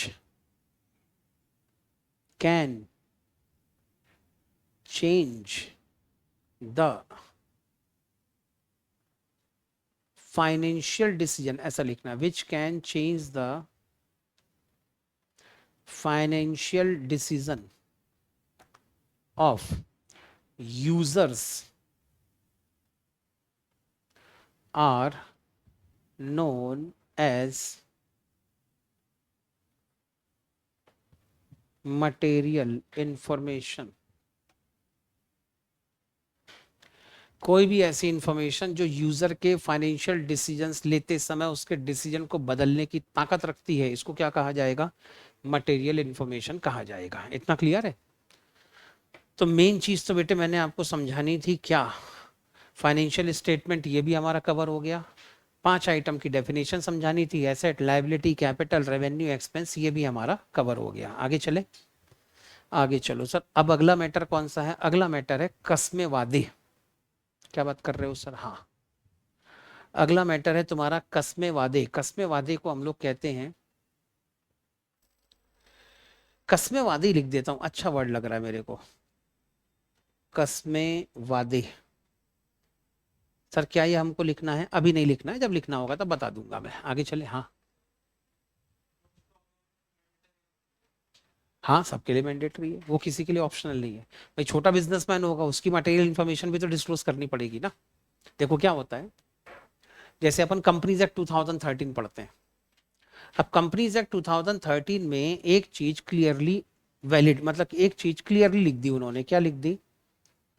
कि अगर मान लो आप कोई गुड्स को बेचते हैं, सामान बेचते हैं, या आप अपनी सर्विसेज देते हैं, बराबर है, तो सेल ऑफ गुड्स या सेल ऑफ सर्विसेज ये तो तुम्हारे प्रॉफिट एंड लॉस अकाउंट में आ जाएगा ना।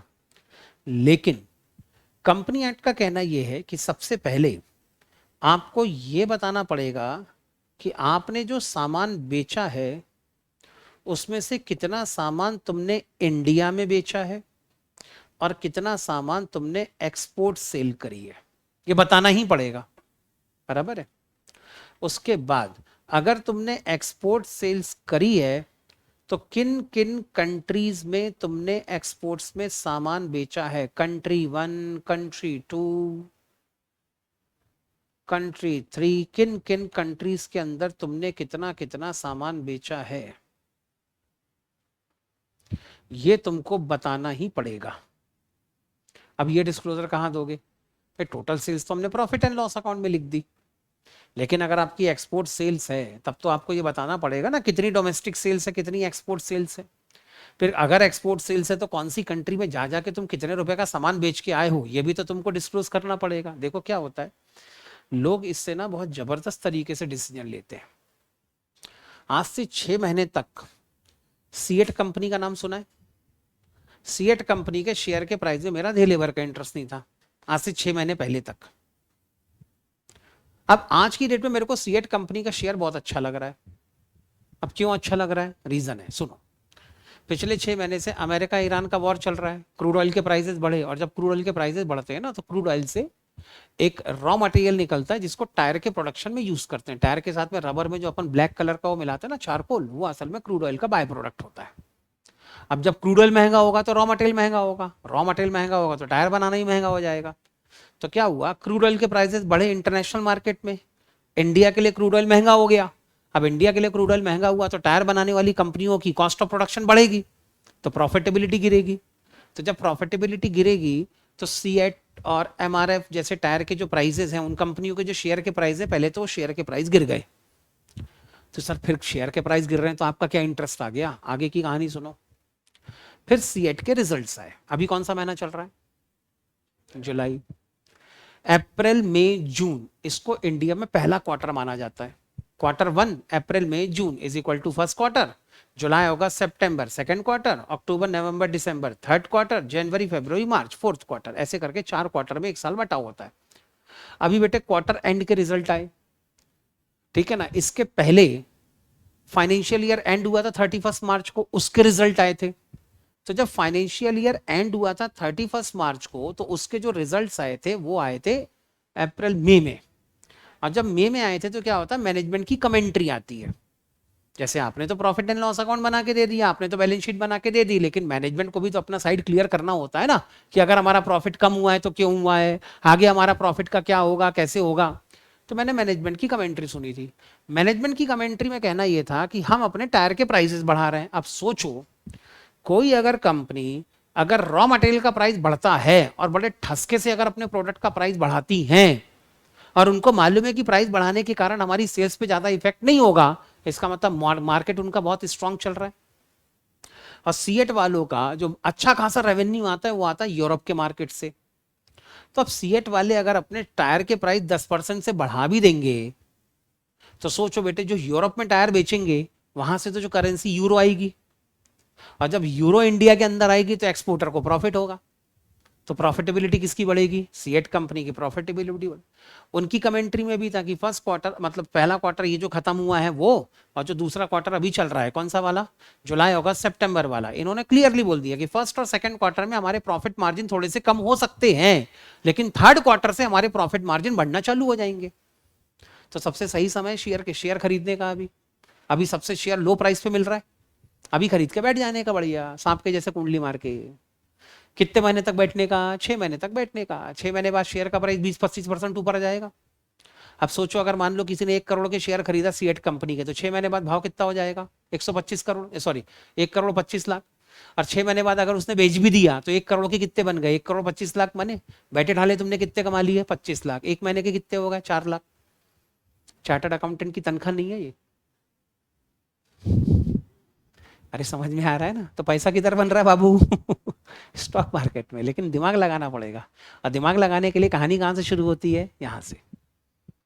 जिसको अकाउंटिंग नहीं बनती वो क्या सोचेगा इतना, उसको तो धंधा ही समझ में नहीं आया ना। और जब धंधा ही समझ में नहीं आया तो कहां पैसे लगाएगा वो। तो ऐसी बहुत सारी चीजें होती है, इसलिए ये एडिशनल डिस्क्लोजर चाहिए होती है। अब अगर मान लो कंपनी की बैलेंस शीट में, नोट्स टू अकाउंट में, यूरोप में कितनी सेल हो रही है, अमेरिका के मार्केट में कितनी सेल हो रही है, इंडिया के मार्केट में कितनी सेल्स हो रही है, अगर मेरे को अलग अलग डेटा नहीं मिलेगा तो मैं कैसे डिसीजन लूंगा। अभी भाई आज की डेट में तो मैं उन कंपनियों के ऊपर बिल्कुल दांव लगाने को तैयार हूं जो कंपनियां एक्सपोर्ट सेल्स करती हैं। रीजन है, क्या रीजन है, सोच के देखो। आज की डेट में मान लेते हैं $1 है, बे क्या हुआ, चलना, चल चल चल चल चल, चलो ऐसे ही बोल देता हूं। आज की डेट में $1 है, मान लेते हैं 95 रुपीज का, बराबर है। मैं अमेरिका गया, $1 का सामान बेचा, घर कितना लेके आया, $1। $1 को इंडियन करेंसी में कन्वर्ट कराऊंगा, कितने पैसे मिलेंगे, 95 रुपीज मिलेंगे ना, ठीक है। अब मान लो आज मैंने गुड्स बेचा $1 का, आज रेट क्या चल रहा है, 95। गुड्स अमेरिका गया, मेरे बायर ने, मेरे कस्टमर ने गुड्स की डिलीवरी लिया, फिर मेरे को पेमेंट किया, इस पूरे में लग गए 3 महीने। आज से 3 महीने बाद $1 मिलेंगे ना। और 3 महीने बाद $1 हो गया 97 रुपीज का। तो अब जब मैं $1 को बैंक से कन्वर्ट करने जाऊंगा तो कितने पैसे मिलेंगे? 97। ₹2 ऊपर के कमाई की नहीं अपन ने, फ्री के किया धरा कुछ नहीं, ₹2 पॉकेट में एडिशनली आए कि नहीं आए? थोड़ा सा एबनॉर्मल प्रॉफिट दिख रहा है यहां पर। तो अभी जैसे जैसे रुपया डिवैल्यू होगा कौन कमाएगा? एक्सपोर्ट करने वाली कंपनी तो कमाएगी कमाएगी, गारंटी उसको कमाना ही है। आज रुपया ₹90 का है, कल गिर के 95 पे हो जाएगा, तो हर $1 के बदले ₹5 तो बैठे डाले कमा लेंगे वो।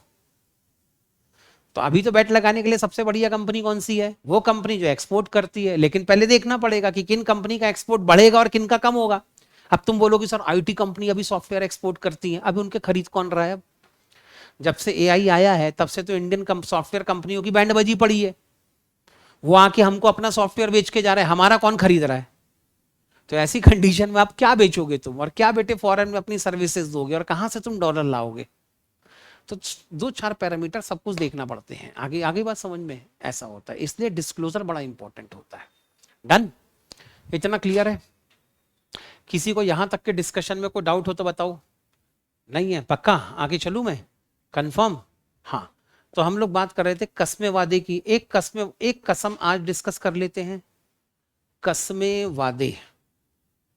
सर ये कसमे वादे हैं क्या? समझाता हूं बेटे, टेंशन क्यों ले रहे हो। शुरू करें।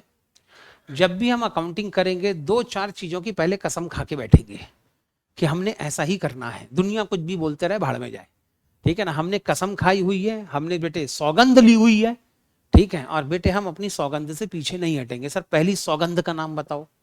पहली सौगंध का नाम है सेपरेट एंटिटी कॉन्सेप्ट। क्या नाम है?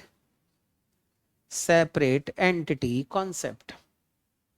सर ये सेपरेट एंटिटी कॉन्सेप्ट का हिसाब किताब क्या है? अब बेटे मैं सारी कस्में वादे तुमको सारी कस्में एक साथ नहीं खिला सकता, थोड़ी थोड़ी करके कस्में खिलवाऊंगा मैं, ठीक है ना। स्टेप बाय स्टेप मैं तुमको कस्में खिलवाता जाऊंगा, ठीक है। लेकिन याद रखना एग्जाम के दिन तक तुमको सारी कस्में रट जानी चाहिए और सारे वादे याद रख के एग्जाम हॉल में जाना पेपर देने के लिए, ठीक है ना। एक भी कसम अगर तुमने तोड़ी तो बेटे इंस्टीट्यूट वालों को बिल्कुल पसंद नहीं आता। आगे चले। सर ये सेपरेट एंटिटी कॉन्सेप्ट वाला क्या मामला है? सेपरेट एंटिटी कॉन्सेप्ट की कसम कुछ इस तरीके से है कि एक साइड कौन खड़ा है तुम्हारा? बिजनेसमैन, और एक साइड कौन है बेटे? इसका बिजनेस, ठीक है ना। जब भी तुम अकाउंटिंग करोगे तुम ये मान लोगे कि बिजनेस और बिजनेसमैन दो अलग अलग एंटिटीज हैं। अलग अलग के लिए क्या लिख दिया अपन ने? सेपरेट। एंटिटी के लिए दो अलग अलग लोग। इतना क्लियर है? तो अकाउंटिंग करते समय हमेशा पहली कसम आज ही खा लो कि जब भी हम अकाउंटिंग करेंगे पहले ही मान लेंगे कि बिजनेस अलग है और बिजनेसमैन अलग है। लेकिन कानून नहीं मान रहा। सर भाड़ में गया कानून, we don't care about that. हमको तो सिर्फ किससे मतलब है? अकाउंटिंग से मतलब है। अकाउंटिंग कहती है कि जब भी बिजनेस करोगे तुम्हारा बिजनेस और उसका बिजनेसमैन, जिसको तुम कहते हो प्रोप्राइटर या उसको तुम कहते हो ओनर और बिजनेस दो अलग अलग चीजें मानी जाएंगी। इतना क्लियर है? पहला सवाल। सर ये कसम खाने की क्या जरूरत है? कसम खाने की जरूरत है।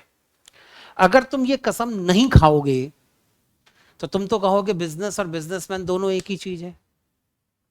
और जब तुम अकाउंटिंग करोगे तो बिजनेस के खर्चे तो रिकॉर्ड करोगे, बिजनेसमैन के भी खर्चे रिकॉर्ड कर दोगे। जब इनकम रिकॉर्ड करोगे तो बिजनेस की तो इनकम रिकॉर्ड करोगे रेवेन्यू, साथ में बिजनेसमैन की जो पर्सनल इनकम है वो भी रिकॉर्ड कर दोगे। तो आखिरी में जब इनकम में से एक्सपेंस को माइनस करके प्रॉफिट या लॉस निकालोगे तो ये बिजनेस का प्रॉफिट है कि बिजनेसमैन का, कि दोनों का मिला के? और हमारा ऑब्जेक्टिव क्या है? बिजनेस का प्रॉफिट निकालना है। समझ में आ रही बात? Your purpose will be defeated, your objective of accounting will be defeated. अब सोच के देखो बेटे, तुमने कहा हम एसेट्स रिकॉर्ड करेंगे, बिजनेस और बिजनेसमैन दो अलग अलग चीजें हैं ऐसा तुम नहीं मानते, मान लेते हैं। तो तुम क्या करोगे? बिजनेस के पास में जितनी एसेट्स है सारी रिकॉर्ड कर लोगे, बिजनेसमैन की जितनी पर्सनल एसेट है वो भी रिकॉर्ड कर दोगे, फिर बिजनेस की सारी लायबिलिटी भी रिकॉर्ड करोगे, बिजनेसमैन की पर्सनल लायबिलिटी भी रिकॉर्ड करोगे। तो अब तुम्हारी जो बैलेंस शीट बनेगी उस बैलेंस शीट में क्या बिजनेस की एसेट है या बिजनेस और बिजनेसमैन दोनों की एसेट्स हैं? लायबिलिटीज भी दोनों की है, तो जब एसेट में से लायबिलिटी माइनस करके फाइनेंशियल पोजीशन, सॉल्वेंसी पोजीशन और लिक्विडिटी पोजीशन निकालोगे तो इससे बिजनेस की फाइनेंशियल पोजीशन पता चलेगी या बिजनेसमैन की या दोनों की। और हमको किसकी पता करना है? बिजनेस की पता करना है। इसीलिए बेटे पहली कसम क्या होगी? पहली कसम, हाँ बेटे,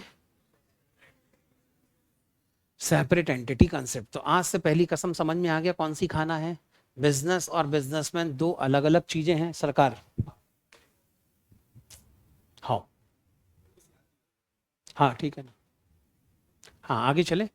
तो बिजनेस और बिजनेसमैन दो अलग अलग चीजें होंगी। हम अकाउंटिंग करेंगे तो किसके लिए करेंगे? हम हमेशा अकाउंटिंग करेंगे तो अकाउंटिंग किसके लिए करेंगे? बिजनेस के लिए अकाउंटिंग करेंगे। समझ में आई कहानी? पक्का? Done, very good. आगे चलते हैं। क्या बिजनेसमैन के पर्सनल ट्रांजैक्शन रिकॉर्ड करना है? बिजनेसमैन ने बोला ये मेरा खर्चा रिकॉर्ड कर दो, मेरा पर्सनल खर्चा रिकॉर्ड कर दो, रिकॉर्ड करोगे? मना कर दोगे? नौकरी से निकाल देगा। उसको ईमानदारी, अरे सर आपके पर्सनल खर्चे हैं क्या? सर दूसरी बुक में रिकॉर्ड कर देता हूँ, इसमें क्या बिजनेस की अकाउंटिंग। ऐसा प्यार से जवाब दे देना ताकि उसको समझ में आ जाए कि अगली बार तुम्हारे पास में नहीं आना है। क्या चीजों को प्यार से बोलने का तरीका होता है, प्यार से बोलने का। क्या बोलने का? अरे सर ये बिजनेस की अकाउंट्स की बुक है ना, इसमें मैं आपके ट्रांजेक्शन पर्सनल वाले नहीं रिकॉर्ड कर सकता, ठीक है ना, कल को भाभी जी को पता चल गया तो, ठीक है ना, तो इसके लिए अलग से बुक बना देता हूँ, सर आप अपने पास रखना, किसी को देना मत, ठीक है ना। ऐसे करके समझा देना उसको प्यार से। समझ में आ गया? लेकिन हमने तो हमारी अकाउंटिंग की बुक में क्या रिकॉर्ड करना है? सिर्फ और सिर्फ बिजनेस की ही एसेट और बिजनेस की लायबिलिटी और बिजनेस की कैपिटल और बिजनेस का रेवेन्यू और बिजनेस के एक्सपेंसेस। इसके अलावा अपने को किसी आइटम से कोई मतलब नहीं है। समझ में आ गई कहानी? और ये तभी पॉसिबल होगा जब तुम ये मान लोगे कि हमारे बिजनेस के दरवाजे से सिर्फ और सिर्फ कौन से ट्रांजैक्शन एंट्री कर सकते हैं? जो बिजनेस रिलेटेड ट्रांजैक्शन है वही एंट्री करेंगे। जो प्रोपराइटर के पर्सनल ट्रांजैक्शन है उनको हम अपने बिजनेस के दरवाजे से एंटर करने नहीं देंगे। जो दरवाजा खुला हुआ है उस दरवाजे को बंद कर देंगे। समझ में आ गई कहानी? So that is your business separate entity concept. इतना क्लियर है? ऐसे करके छोटे मोटे एक दो कस्मे वादे में तुमको बार बार याद दिलाता रहूंगा। डन? तो आई थिंक आज के लिए सफिशिएंट है। जो हिसाब किताब है बाकी की बातें कल करेंगे, ठीक है? कल क्या है? Wednesday, Thursday? अच्छा कल तो थर्सडे है ना। अच्छा फ्राइडे को मेरी क्लास नहीं रहेगी, तो अकॉर्डिंगली हर्षल सर आपको फ्राइडे का रिवाइज्ड शेड्यूल भेज देंगे, ठीक है? अभी से इसलिए बता दे रहा हूँ ताकि तुमको पता रहे। सर जिसने प्रो बैच नहीं लिया है वो भी व्हाट्सएप पर डाउट पूछ सकता है क्या? हाँ बेटे क्यों नहीं पूछ सकता, बिल्कुल पूछ सकता है यार, उसमें तो कोई दिक्कत ही नहीं है। सर सेबी फॉरेक्स ट्रेडिंग को बैन क्यों नहीं किया है इंडिया में, जबकि हमारे सामने इंपोर्ट एक्सपोर्ट डॉलर में होता है? बेटे देखो तुम बात कर रहे हो पहले तो सेबी की, फिर तुम बात कर रहे हो फॉरेक्स ट्रेडिंग की। दोनों चीजें तुम्हारी कवर होती हैं, एक तो लॉ में और दूसरा कवर होता है मैक्रो इकोनॉमिक्स में। लॉ के आपके टीचर हैं हर्षल सर, मैक्रो इकोनॉमिक्स आपको पढ़ाते हैं मानसी मैडम। तो बेटे ये वाला सवाल उनसे पूछो। हाँ बेटे ये वाला सवाल उनसे पूछो, जो ये वाला रिस्पेक्टिव सब्जेक्ट पढ़ाता होगा। सर ऑनलाइन वालों का अलग से क्लास होगा जिन लोगों ने बैच लिया है लाइक जूम मीटिंग टाइप? हाँ बेटे उनकी अलग से प्रो बैचेस की क्लासेस अलग से होती हैं, उनकी प्रो बैचेस की क्लासेस आपकी अलग से होंगी। सर नोट्स का प्रिंट आउट निकाल लूं क्या? अभी फिलहाल के लिए मैंने बेसिक्स ऑफ अकाउंटिंग के जो नोट्स आपको भेजे हैं सिर्फ आप उसके प्रिंट आउट निकाल लो। थैंक यू बेटे महबूब, thanks a lot. Sir account tough लग रहा है। बेटे धीरे धीरे बस बने रहो, एक टाइम के बाद खुद ही अपने आप चीजें समझ में आना शुरू हो जाएंगी। बेटे शेयर मार्केट के लिए तुम्हारे पास एक बहुत बढ़िया आदमी रोज आता है, वैभव सर। उनके पास में जितनी शेयर मार्केट की नॉलेज है उतनी नॉलेज बेटे मेरे हिसाब से पूरे कॉम्प्लेक्स में किसी के पास नहीं है।